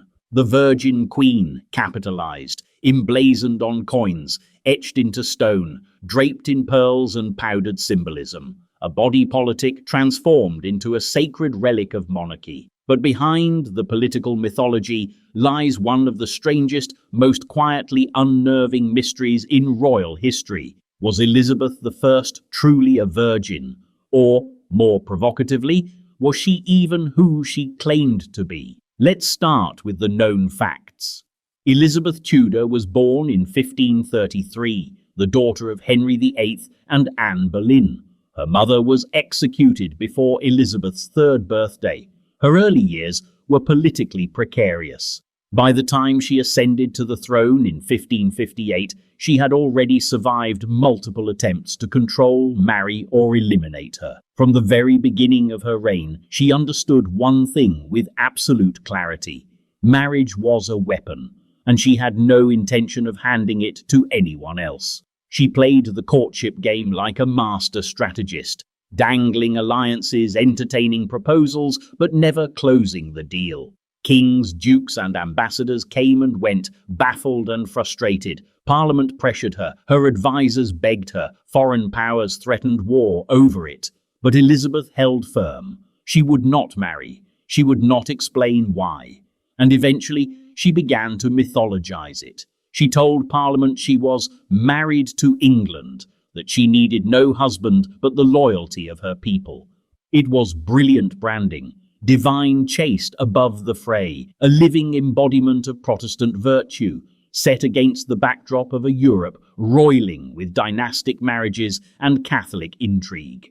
But the insistence, the aggressive purity, became its own kind of spectacle, because behind closed doors, rumours churned. Her relationship with Robert Dudley, the Earl of Leicester, was the most visible source of speculation. They had grown up together. They were inseparable for years. Eyewitnesses claimed he had private access to her chambers. Foreign diplomats wrote openly about the scandalous intimacy. At one point, Dudley's wife was found dead at the bottom of a staircase, a death ruled accidental but never fully accepted. Elizabeth never married him, of course, but she never distanced herself either. Then there was the bizarre and even more disturbing episode of her medical examination. In the late 1550s, the Queen was visited by foreign envoys representing a potential suitor. Their concern? That she might not be physically capable of bearing children.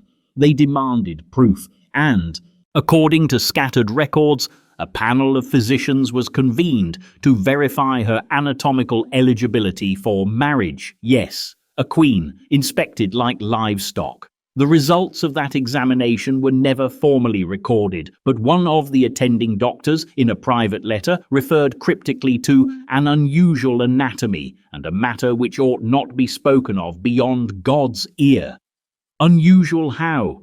Here is where the mystery warps into conspiracy. One theory, long dismissed as absurd but stubbornly persistent, is that Elizabeth I was not a woman at all, that the real Elizabeth died as a child while travelling through the village of Bisley, and in a panic her handlers replaced her with a boy dressed as the princess. It's called the Bisley Boy theory, totally unprovable, largely mocked, and yet Elizabeth never allowed anyone to see her undressed. She refused all medical intervention unless absolutely necessary. She avoided childbirth at all costs, and in her later years, her face was never seen without heavy white lead makeup. Her hands gloved, her hair a wig. Some of that was simply age, some of it was political image control, but taken together, it forms a portrait of a monarch deeply, almost pathologically, invested in hiding the body beneath the crown. Even her death was unusually secretive. When she died in 1603, no post-mortem examination was permitted. Her body was swiftly embalmed and sealed in a coffin before any final viewing. She had named James VI of Scotland as her heir, a distant cousin, conveniently Protestant and just far enough removed to avoid any claims that might reopen the question of her own lineage. The mystery of her virginity remains untouched, perhaps literally, perhaps not, but what lingers is not the truth, it's the effort made to prevent its discovery.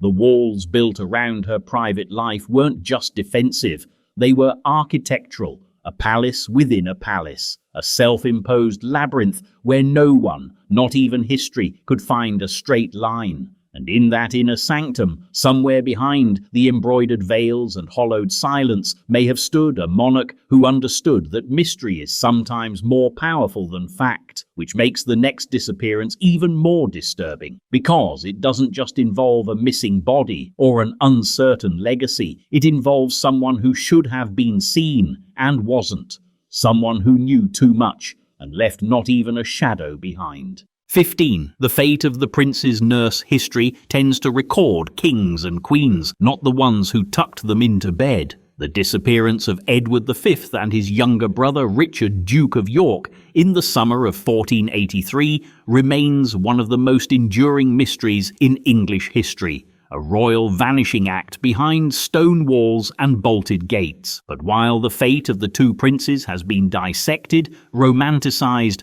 weaponized and buried under centuries of political bias, one part of the story is often left conspicuously untouched. Someone else disappeared too. The prince's nurse, the woman who was with them daily, who knew their habits, their fears, their routines.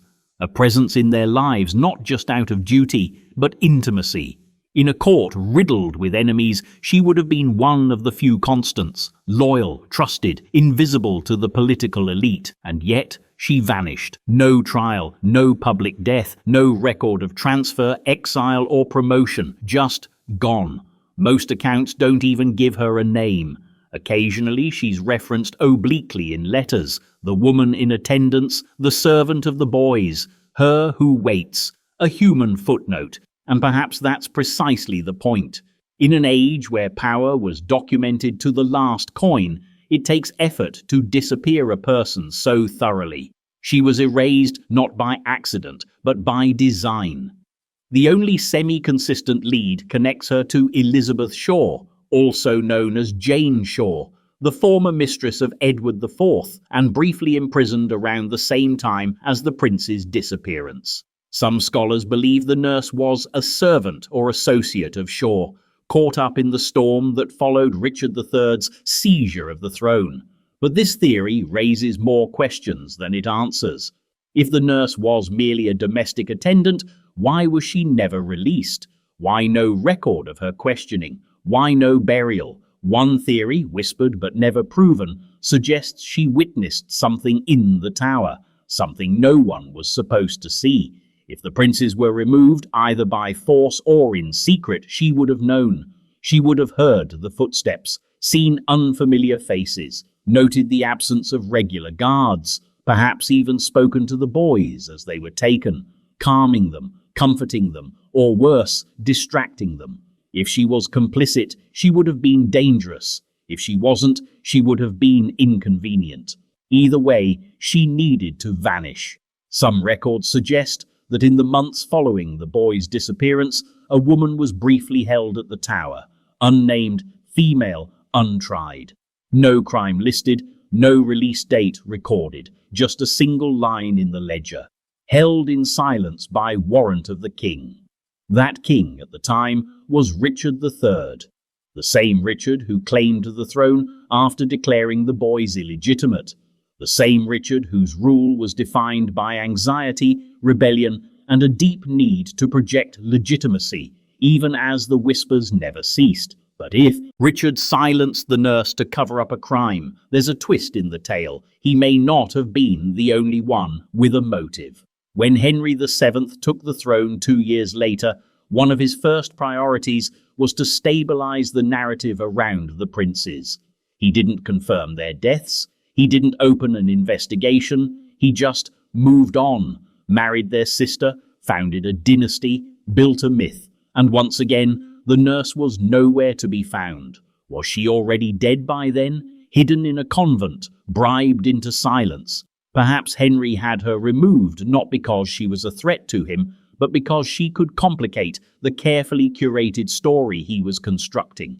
In that version of events, the princes were innocent victims. Richard was the villain. Henry was the restorer of justice. But the truth? It may have lived, briefly, in the memory of a woman who was neither noble nor criminal, just a caretaker, and perhaps that's why her absence stings. She was not a politician, not a usurper, not a threat. She was someone who likely saw what happened and didn't have the power to stop it. She could have told the truth, but no one ever let her, or perhaps no one ever asked. Centuries later, her story is still a blank page in a history book filled with crossed-out names and scribbled margins, a hole in the narrative, precisely where empathy might have lived. She is not remembered as a ghost, but she should be, because if the tower swallows secrets, then hers was one of the first, and certainly not the last. In fact, another figure still stalks those same grounds, only this one doesn't need a name or a motive. He has neither voice nor memory. He simply walks, seen again and again by guards, by tourists, by skeptics too unnerved to explain what they witnessed. A silent monk in the shadows, and the strangest part, he never seems to walk alone. 16. The ghostly monk of the Tower. The Tower of London is many things: a fortress, a prison, a royal residence, a national symbol, a souvenir shop. But at its core, it is something much older and stranger, a place where time has never quite settled, where the walls seem to breathe memory, and where certain things continue to move, even when they shouldn't. Among the tower's many alleged spirits, Queens without heads, whispering children, weeping guards, the ghostly monk remains one of the most persistent and least explained. There is no grand backstory attached to him, no epic tale of betrayal or royal intrigue, no name, no date, just a pattern, a man in a dark hood walking the Tower grounds in silence. And unlike so many other ghosts who appear once or twice in half-forgotten anecdotes, the monk appears reliably, repeatedly, over centuries.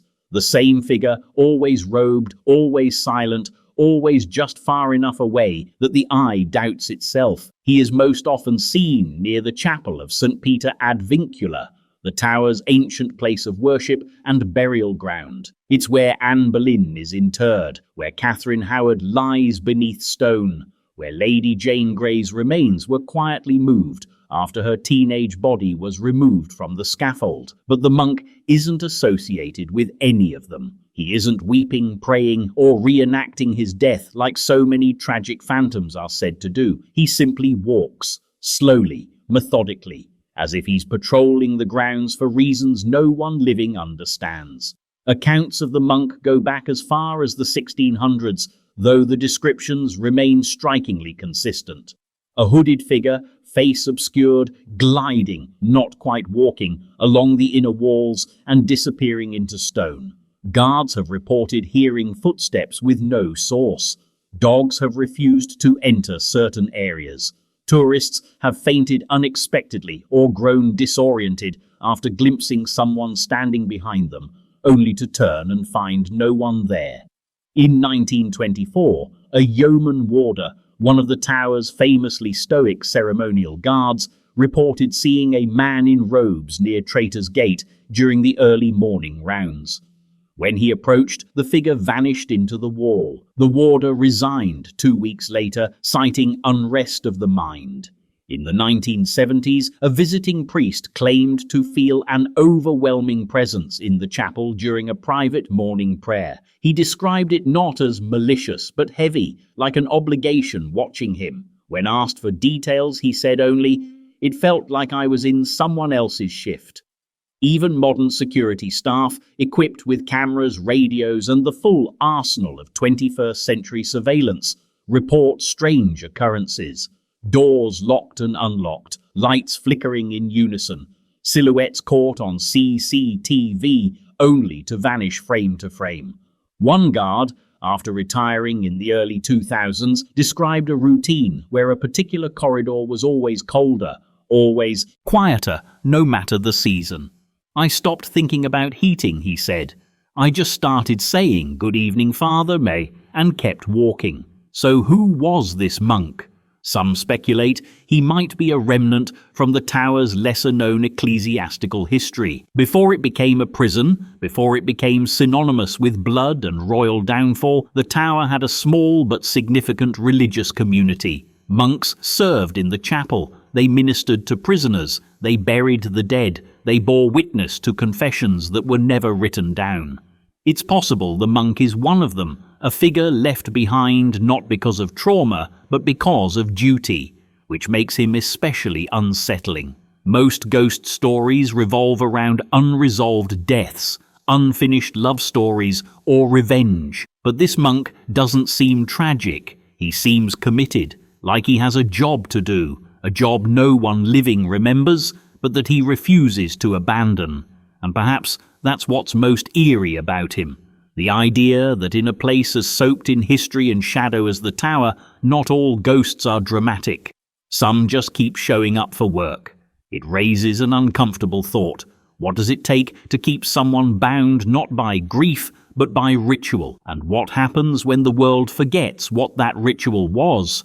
Because if the monk is still walking the same paths he did in life, still guarding the chapel, still moving unseen through royal corridors, what exactly is he watching for? Or, more precisely, who? Because there's one grave near that chapel that doesn't just contain a body, it contains a secret, a strange, slow leak, a phenomenon recorded, dismissed, and rediscovered over centuries.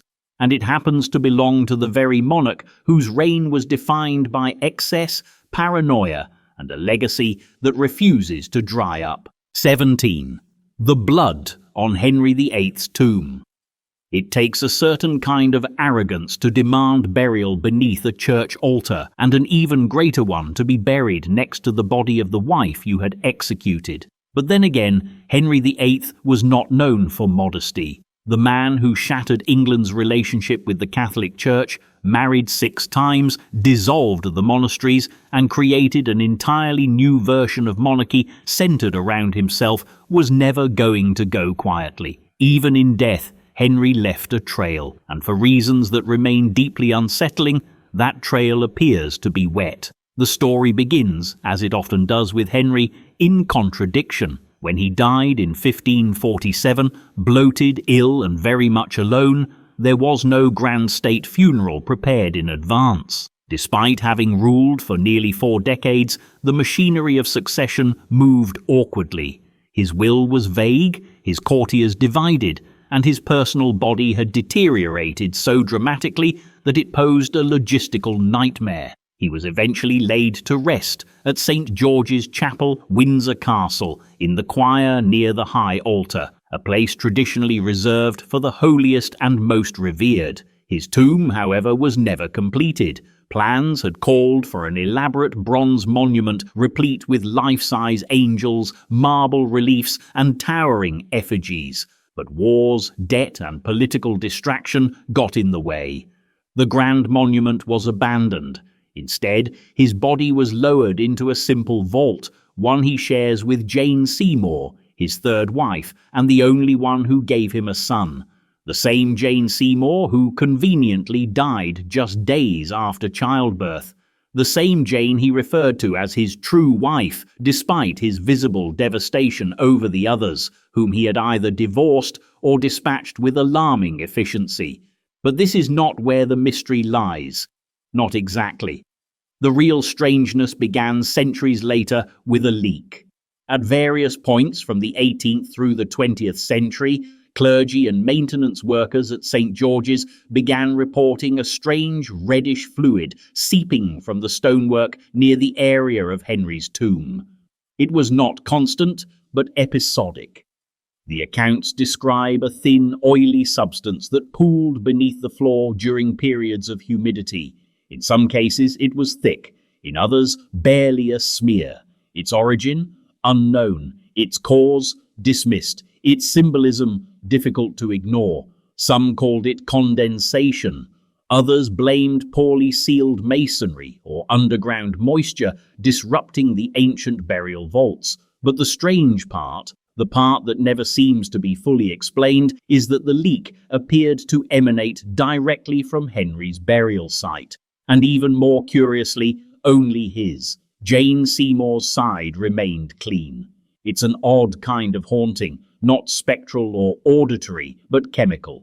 A slow physical reminder that something beneath the stone refuses to rest. The idea that a king so obsessed with his body, with his lineage, with his control, would begin leaking centuries after death is too poetically ironic to ignore. Unsurprisingly, rumors grew. Some believed the substance was blood, not in a literal biological sense, but in a spiritual one, a manifestation of guilt, a reaction of the chapel itself. After all, Henry's hands were far from clean. He ordered the deaths of 2 wives, multiple advisors, countless monks and dissenters. He claimed divine authority while plunging the country into religious chaos. Others suggested it was punishment, a warning that his soul had never truly been judged, that in cutting ties with Rome and naming himself supreme head of the Church of England, he had spiritually exiled himself and was now bleeding through the floorboards in protest. Still others offered a more modern theory, that the pressure within the burial vault had been improperly sealed, and natural decomposition had created enough internal buildup to seep through fissures in the stone, which frankly isn't much more comforting.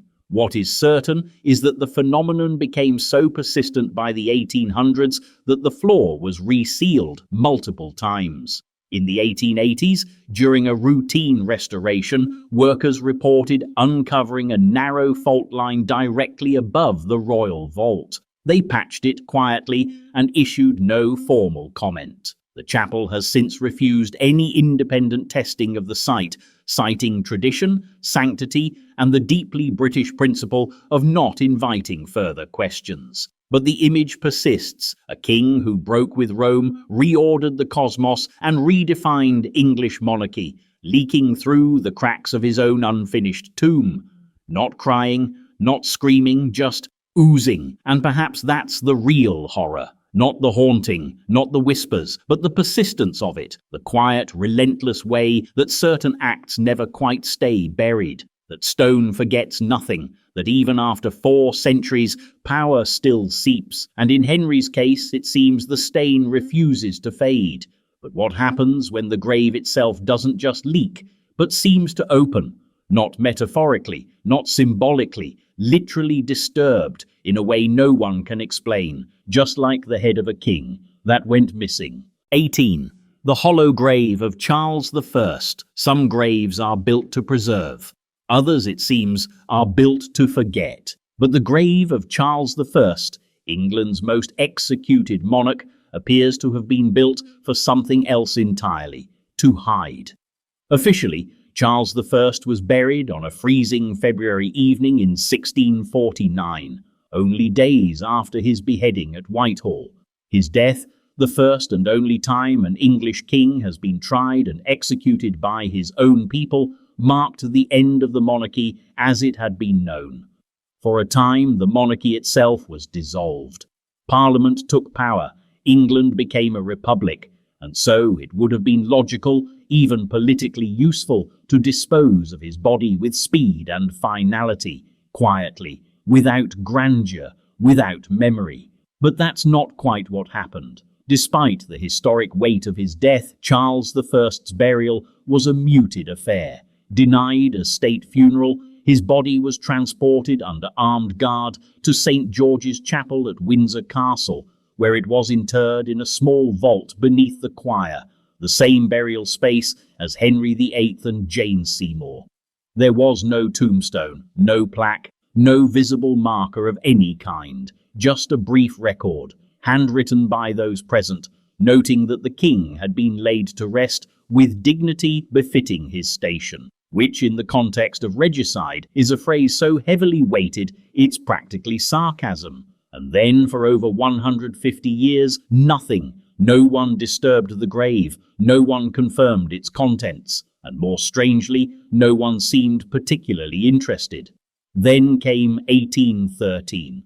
During renovations at St. George's Chapel, the choir floor was being lowered. Workmen stumbled across a vault that, by all available records, should have contained only Henry VIII and Jane Seymour. But when the stone was lifted, they found a third coffin, small, deteriorated, and marked only by faded initials on a piece of lead. Inside, they found a body, headless. The lead plate read King Charles, but the skeleton offered few clues. The head was present, resting beside the shoulders, separated cleanly. The body was dressed in fragments of regal cloth. The hair was dark and intact. The posture suggested care, not haste. It was declared officially to be Charles I. And yet, the discovery raised more questions than it answered. For one, why had his grave been left unmarked for so long? Why had later monarchs, including his own son Charles II, never built a tomb, never enshrined him as a martyr? After all, Charles I was posthumously elevated by the Church of England as a saint, king, and martyr. Statues were erected in his honour, prayers were written in his name, but his burial site ignored, left to the dust. Then there's the issue of the head. Although it was found resting within the coffin, it wasn't attached, and early reports from the 1649 execution described Charles's head being paraded before the crowd, then taken away, to where no one seemed to know. Some claimed it had been buried separately. Others said it had been preserved in a secret vault. Rumours abounded that it had been taken as a relic by a royalist sympathiser and passed down through generations. Was the skull placed there later? Was it even his? In 1813, the attending surgeon, Sir Henry Halford, removed the head for examination. He compared the vertebrae to the blade's impact, identified traces of beard matching portraits, and declared it authentic. But he also kept parts of it, specifically the atlas bone, the first cervical vertebra. He later displayed it in his private collection.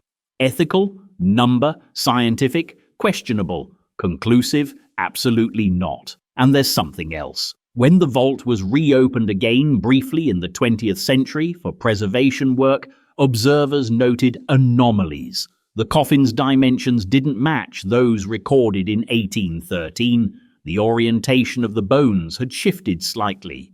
There were scratches along the stone walls that didn't appear in previous diagrams. In short, the grave didn't look the same. Some whispered that it had been opened again in secret, that perhaps Charles's remains had been moved or tampered with, or more chillingly rearranged. But by whom and for what purpose? And if the coffin of a king could be altered, misplaced, or manipulated, what does that say about the sanctity of royal burials, about the truth behind the tombs we treat as gospel? Because the question isn't just whether Charles's body is still where it was laid. The question is why no one seemed eager to find out. In a monarchy obsessed with legacy, the idea that a sovereign could be buried anonymously, disturbed repeatedly, and partially kept in a private cabinet for polite display is more than uncomfortable. It's a hint that some parts of history were never meant to stay buried properly. And Charles is not the only king whose death became a question mark. In fact, there's an entire legend surrounding a different kind of royal artifact, one that didn't rot, but burned, not with decay, but with fire, the kind no earthly metal should have survived. 19. The Tudor Crown of Fire. There's a strange kind of symmetry to the Tudor dynasty. It began with war, ended in quiet decay, and burned in the middle, sometimes metaphorically, occasionally literally, and in at least one story passed down through legend, half whispered in chronicles and dismissed by official record keepers, the fire came not from rebellion or heresy, but from a crown, not just a metaphorical crown of burdens or divine right, an actual crown, and according to those who claimed to witness it, the crown burned with an unnatural flame. The story first appears in fragments during the early years of Henry VII's reign, the founder of the Tudor dynasty and the victor at the Battle of Bosworth Field in 1485. That battle ended the War of the Roses, killed Richard III, and established a new royal line forged in blood, propaganda, and no small amount of superstition. Henry was a king who understood the power of symbols. His ascent to the throne had been anything but inevitable. Born into exile, raised abroad, and possessing only the thinnest claim to the English crown, he needed more than bloodlines to secure his rule. He needed divine confirmation, a sign, a miracle, or at the very least, the appearance of one. According to an obscure 16th century manuscript now held in the Bodleian Library, Henry's coronation involved a crown that gleamed with a light unnatural. The description is vague, poetic even, but the implication is clear. It wasn't just gold or rubies catching the sunlight, it was something else. The chronicler describes a flame that issued not from wax nor oil, but from the very metal itself, flickering faintly during the coronation ceremony at Westminster Abbey. Several courtiers reportedly gasped. A bishop paused mid-prayer. The Archbishop, John Morton, simply carried on as though nothing had happened. That alone is telling. At the time, it was hailed as a sign from heaven, proof that Henry's right to rule was divinely sanctioned. The fire was seen as the presence of the Holy Spirit, a visible anointing. Artists even incorporated the glow into later woodcuts, painting halos of flame behind Henry's crown. Subtle, purposeful, but later references become more hesitant. In a court memorandum dated years after the coronation, there is a curious entry: the diadem of Bosworth to be kept apart on account of its singular temperament. The word temperament here is strange, used more often to describe people or weather, not metal. By the time of Henry VIII, that original coronation crown had mysteriously vanished from public display. Inventories list a diadem of unknown origin stored deep within the royal treasury, but its description no longer includes flame or anything else supernatural. And then, after 1603, it disappears entirely from all records. Gone, not melted down, not broken up, just gone. Some historians speculate that the crown was quietly retired due to fears of superstition. Others suggest it was destroyed during the English Civil War, when many royal regalia items were sold or dismantled by Oliver Cromwell's parliamentarians. But if that's the case, its absence from those sale lists is glaring. Everything else was accounted for, but not this. Then there are the letters.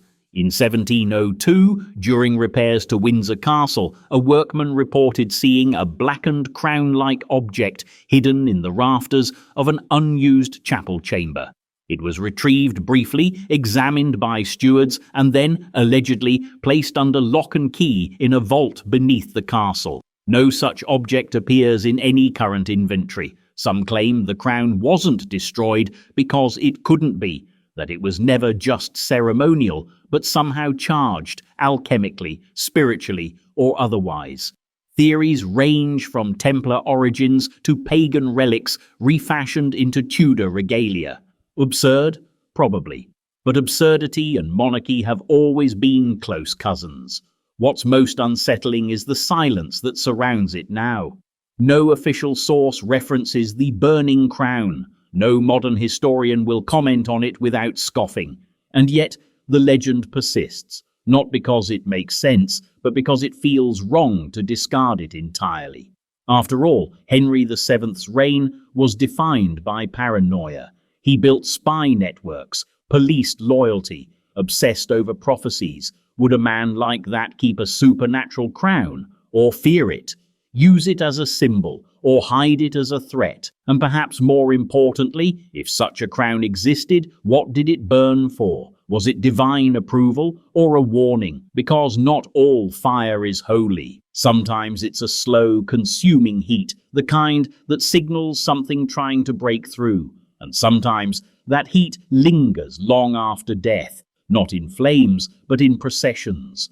Ghostly ones, royal ones, ones that arrive before they're supposed to, like echoes of a funeral that hasn't happened yet. 20. The Phantom Funeral of Queen Anne. In life, Queen Anne was overshadowed, not by scandal or notoriety, but by sorrow. She was the first monarch of a united Great Britain, ascending to the throne in 1702 and reigning until 1714. Yet her legacy, despite being marked by military victories and political shifts, has been eclipsed by personal grief. Anne endured 17 pregnancies. None of her children survived to adulthood. The pain of those losses defined her reign more than any crown or treaty ever could. But it's not her tragic fertility that keeps her name alive in hushed tones. It's what happened after her death, or, more disturbingly, just before it.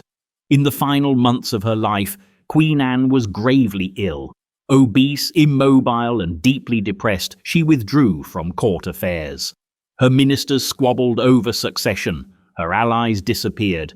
Her once-beloved confidant, Sarah Churchill, had long since fallen out of favour, and through it all, Anne sat alone in Kensington Palace, drowning in illness and memory, waiting for a death everyone expected. And then, in late July 1714, something strange happened. People began to report seeing her funeral, not in metaphor, not in premonition, in literal procession. Multiple witnesses in London, from Thames ferrymen to Westminster residents, claimed to have seen a ghostly barge sailing down the river, a barge draped in black with an ornate coffin and silent hooded figures standing in perfect stillness. No sound, no splash, just a drifting spectacle that dissolved into the mist before reaching its destination. On land, reports trickled in from guards and clergy near Westminster Abbey. A black carriage drawn by 6 horses, appearing in the middle of the night and vanishing just before it reached the gates. Some said it was accompanied by mourners walking behind it. Others said it made no sound at all, except for a faint tolling bell that none of the churches claimed responsibility for. The most unsettling claim came from a lamplighter near Whitehall, who insisted he saw Queen Anne herself lying in state before the actual ceremony had taken place. "She was not yet dead," he said, "but I saw her laid out all the same." At first, these accounts were dismissed as confusion, miscommunication. The city was tense. Everyone knew the Queen was declining. Perhaps the preparations had begun in secret and someone had misunderstood. Perhaps the grief had warped perception, but the accounts kept piling up. A butcher near Southwark said he saw a funeral procession pass by at dawn, but when he turned the corner to follow it, the street was empty. A group of night watchmen near Lambeth swore they heard the chanting of a funeral mass echoing through the dark, though no mass was scheduled. The timing of the sightings varied, but they all had one thing in common. They all occurred before August 1st, the day Anne actually died, which leads to the central mystery. Whose funeral was it? Unless, of course, it was hers, somehow unbound by time. The idea of phantom funerals is not unique to Anne. Folklore across the British Isles contains scattered references to corpse roads, spectral processions, and funeral echoes, ghostly ceremonies that appear before a death occurs, as if history has jumped the gun. These are not hallucinations. They are events, observed, documented, repeated, but never explained.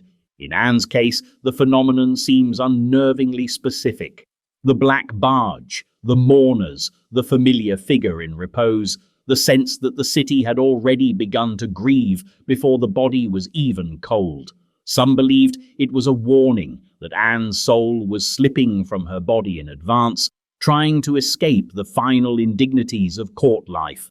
Others insisted it was a cosmic pre-enactment, the universe rehearsing its next major scene, perhaps to prepare the country for what was to come. But the most unsettling theory comes from a single line in a diary kept by a junior clerk in the royal household. It reads, "The Queen is not dead, but her funeral has already passed through London." I wonder, will the second be real, or are we now waiting for something else entirely? Anne was finally buried on August 24th, 1714. Her coffin was placed in Westminster Abbey beside her husband, Prince George of Denmark. There were no anomalies reported at the burial, no second coffin, no unexplained figures.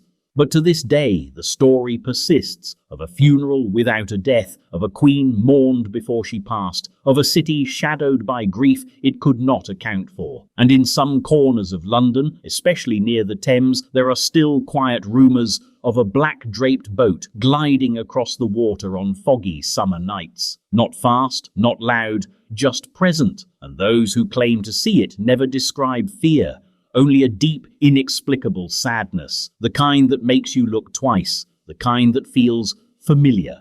Because not all ghosts wear faces. Some wear uniforms, and some are children, with eyes so dark they seem to swallow the candlelight whole. 21. The Black-Eyed Children of Windsor.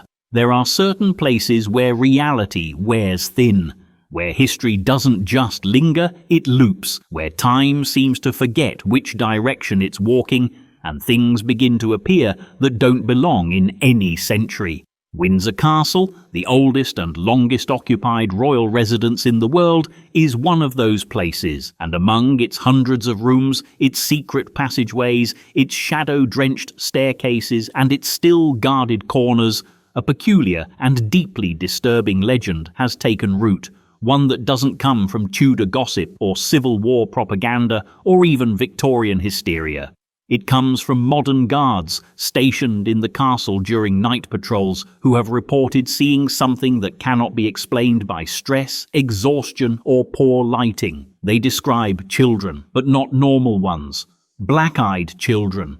and not in a metaphorical sense, not sad or haunted or damaged. These children are said to have completely black eyes, no whites, no irises, just endless dark sockets, staring from small pale faces, often smiling without expression, standing in corridors, appearing at doors, waiting in places they should never be, disappearing before anyone can say a word. The first reports emerged quietly in the late 1980s, long before the now infamous American black-eyed kid urban legends began circulating online.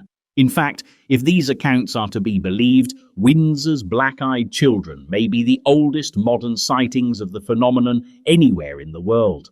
The earliest account came from a palace guard stationed near the Norman Gate, a spot that links the upper ward of Windsor Castle with its older medieval sections. He described hearing footsteps at around 3 a.m., light, quick, and too soft to be an adult. Expecting a fellow guard, or perhaps a wandering staff member, he turned the corner and saw a child standing at the end of the hall, a girl about 9 or 10, dressed in what looked like a Victorian-style nightgown. Barefoot, pale, she said nothing. He took a step forward. She didn't move. He began to speak, and then noticed the eyes, solid black, glossy like glass, reflecting the torchlight but not responding to it. The moment he made eye contact, the girl turned, not walked, not ran, but turned and vanished into the wall. No sound, no blur, just gone. The guard filed a report. He was transferred a week later. No official explanation. Over the following decades, similar stories emerged, but never spoken publicly, only internally, among staff, night watchmen, and on rare occasions, whispered between guards standing post. Several of these men and women, seasoned, former military, unshakable in character, eventually resigned after seeing the children more than once. One particularly unsettling case involved a royal staff member working in the Royal Library, who was tasked with cataloguing some of Queen Victoria's private journals late at night. While shelving volumes, she became aware of a presence behind her. Not footsteps, not a creaking floor, just the overwhelming sensation of being watched. She turned and found a boy standing no more than 6 feet away, smiling with a mouth that didn't move. He didn't blink. His hands were folded politely. His clothes were indistinct, out of place, but not tied to any specific period. His eyes were entirely black. She said nothing. He said nothing. Then she fainted. When she awoke, there was no sign of the boy.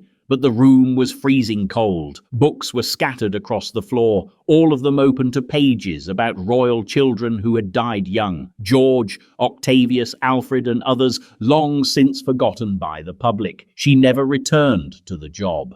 Skeptics, of course, argue that these are hallucinations. Dreams, tricks of the mind amplified by silence, low light, and centuries of emotional residue. But the stories are consistent. The children are always described the same way: black eyes, silent demeanor, and an uncanny stillness that's harder to explain than it is to dismiss. And these children are never playful. They don't speak, they don't cry, they don't act like children at all, which raises an unsettling question. What are they? Residual hauntings? Some kind of echo from centuries of royal trauma? Or perhaps not spirits at all, but something else? Something that wears the shape of children because it knows how to pass unnoticed in a place where loss and lineage walk hand in hand. Windsor Castle is no stranger to death. It's seen countless royal funerals, royal illnesses, royal childhoods cut short. It is, in many ways, a graveyard disguised as a residence. So maybe the black-eyed children are exactly what they seem, and maybe they're not, but the pattern is there, and the unease is spreading, because if the royal family has spent generations guarding their bloodline, what happens when something starts appearing in it that no one invited? And if the next king inherits more than just a crown, what if he inherits a curse, a sudden death, a twitch in the narrative, and a reign that ended without warning? 22. King John's sudden death. There is a kind of justice history likes to pretend it delivers: poetic, ironic, symmetrical.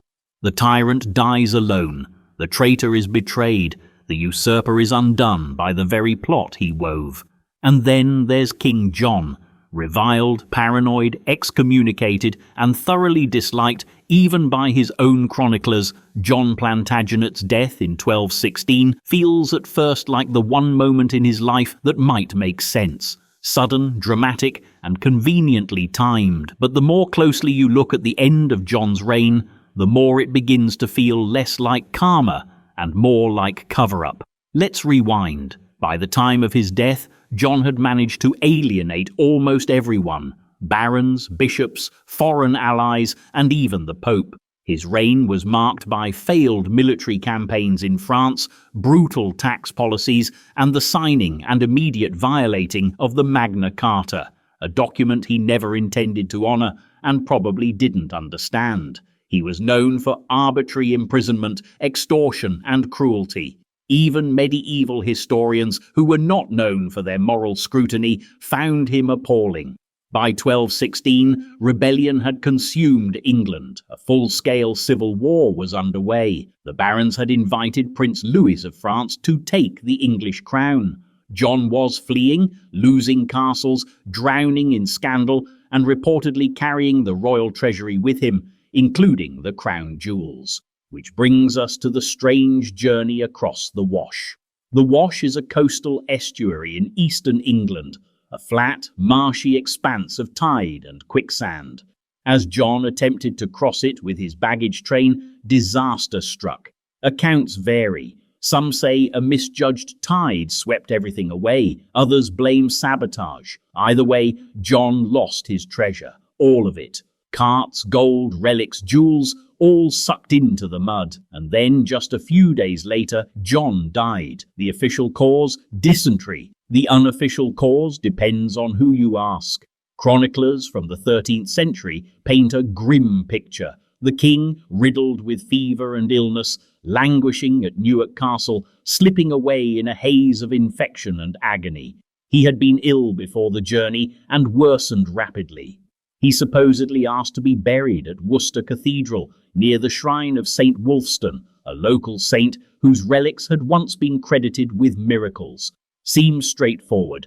A tyrant dies of natural causes in a dark, wet castle after losing his fortune. But there's a problem. Several problems, actually. First, eyewitness accounts are wildly inconsistent. Some say he was unconscious, others report lucid conversations. One cleric claimed John gave a calm and holy confession. Another wrote that he was shrieking and paranoid until his final breath. And some didn't believe he was sick at all, at least not until after he dined. According to one version, John had eaten a copious feast of peaches and cider, a suspiciously specific detail that doesn't sound like the actions of a man dying of dysentery. Another says he collapsed shortly afterward, foaming at the mouth. A few later sources go further. John was poisoned. They don't agree on who did it. Some name rebel barons, others blame royal cooks. One theory suggests that a monk, possibly acting on behalf of the church, slipped something into his food as penance for John's wars with Rome.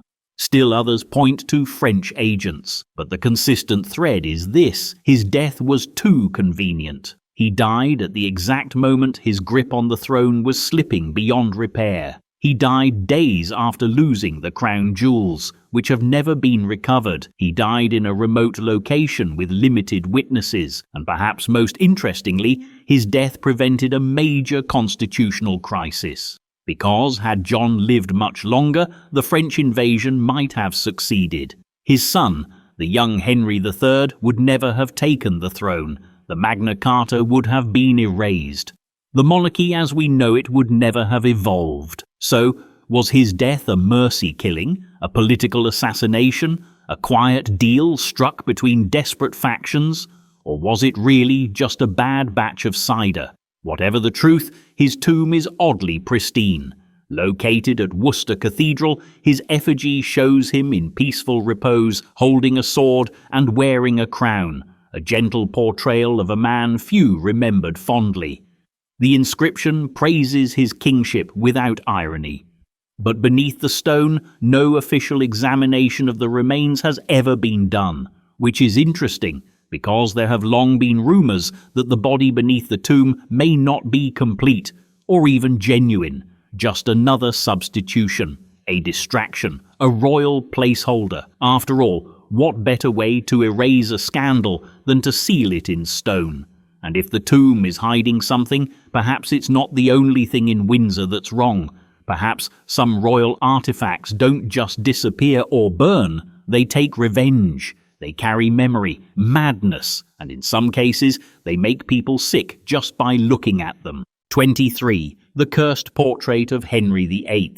There's a reason portraits hang in silence. They're supposed to watch, not speak, but every once in a while, there's one that seems to do both. At Hampton Court Palace, nestled among the vast halls, velvet-draped chambers, and firelit galleries once stalked by monarchs and executioners, hangs one of the most iconic images in English history, a portrait of King Henry VIII.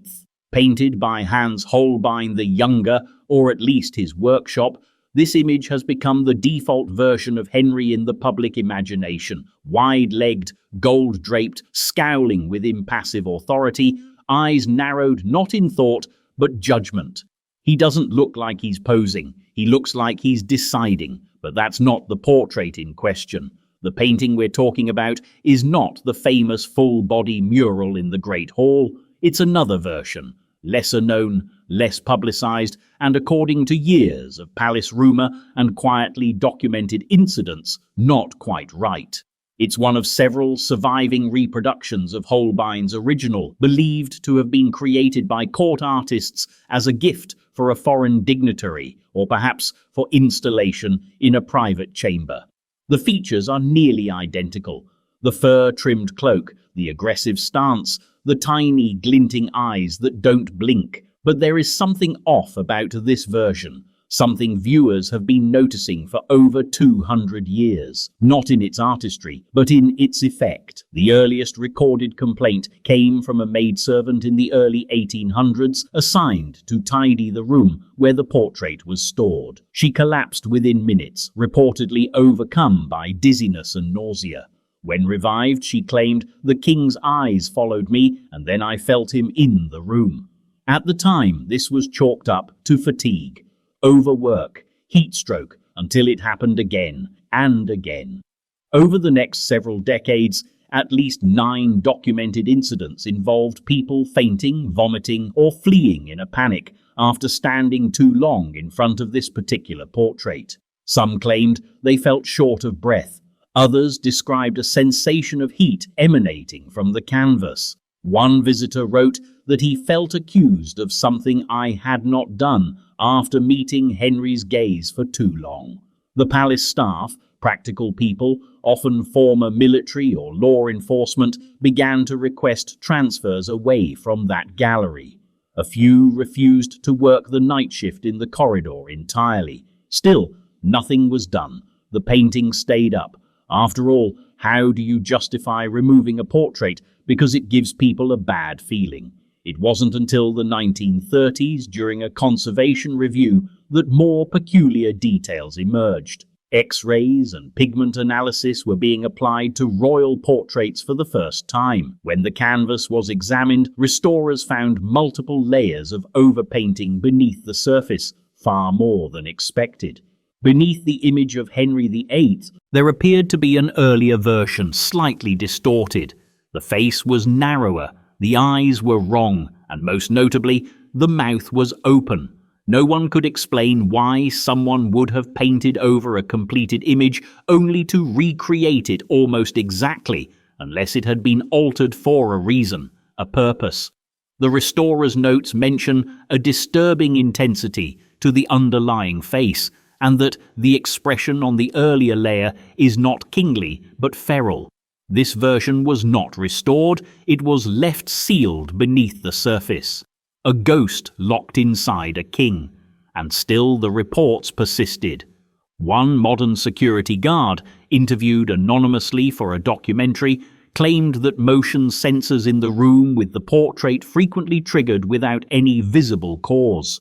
"It's always around the same time," he said, "right around 3:30 in the morning, like someone's pacing." Another staff member swore she saw the portrait bulge outward, like someone was pressing from the inside of the canvas.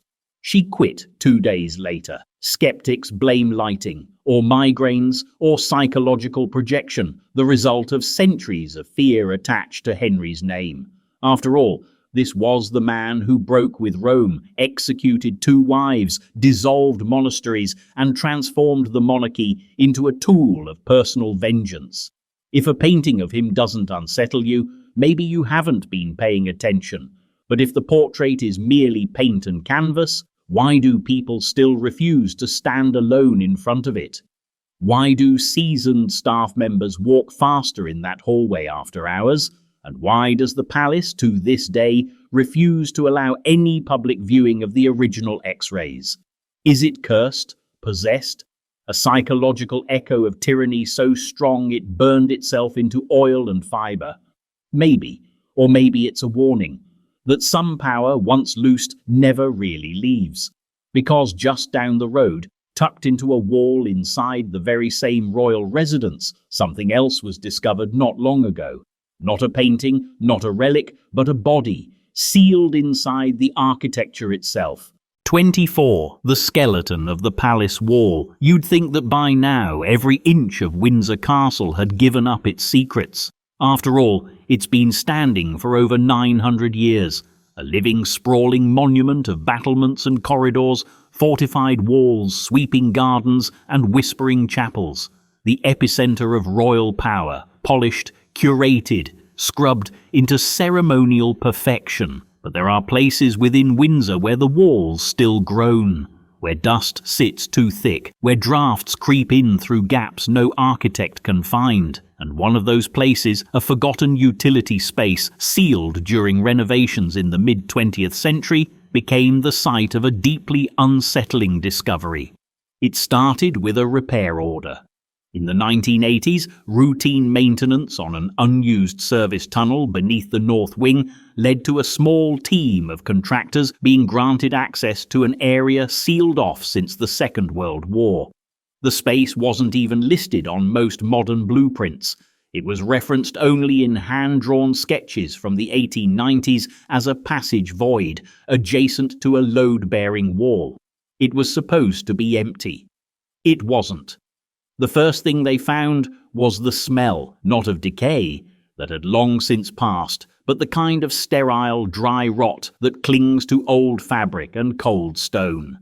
The second thing they found was a narrow recess in the wall, possibly a bricked-up alcove or an unfinished doorway. It had been plastered over and painted to match the stone, but someone, at some point, had chipped through it. And behind the broken plaster, curled up inside a shallow hollow, they found a skeleton. No coffin, no wrappings, no religious markings, just a set of human remains loosely arranged in the fetal position, facing inward toward the stone. The contractors stopped work immediately.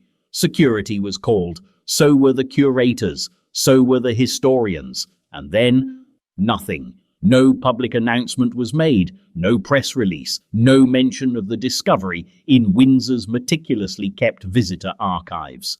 The story only leaked years later through a former maintenance employee who, during a retirement interview, referred to it offhandedly as the wall skeleton.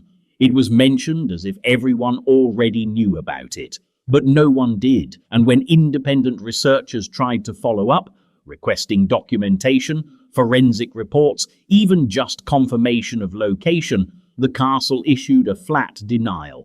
No human remains were discovered during the renovations referenced. A bureaucratic shrug. But other staff tell a different story. One former royal archivist who worked at Windsor through the late 80s claimed that a private forensic team was brought in, that the bones were carefully removed under cover of night and taken for testing at a private facility, that no results were ever published.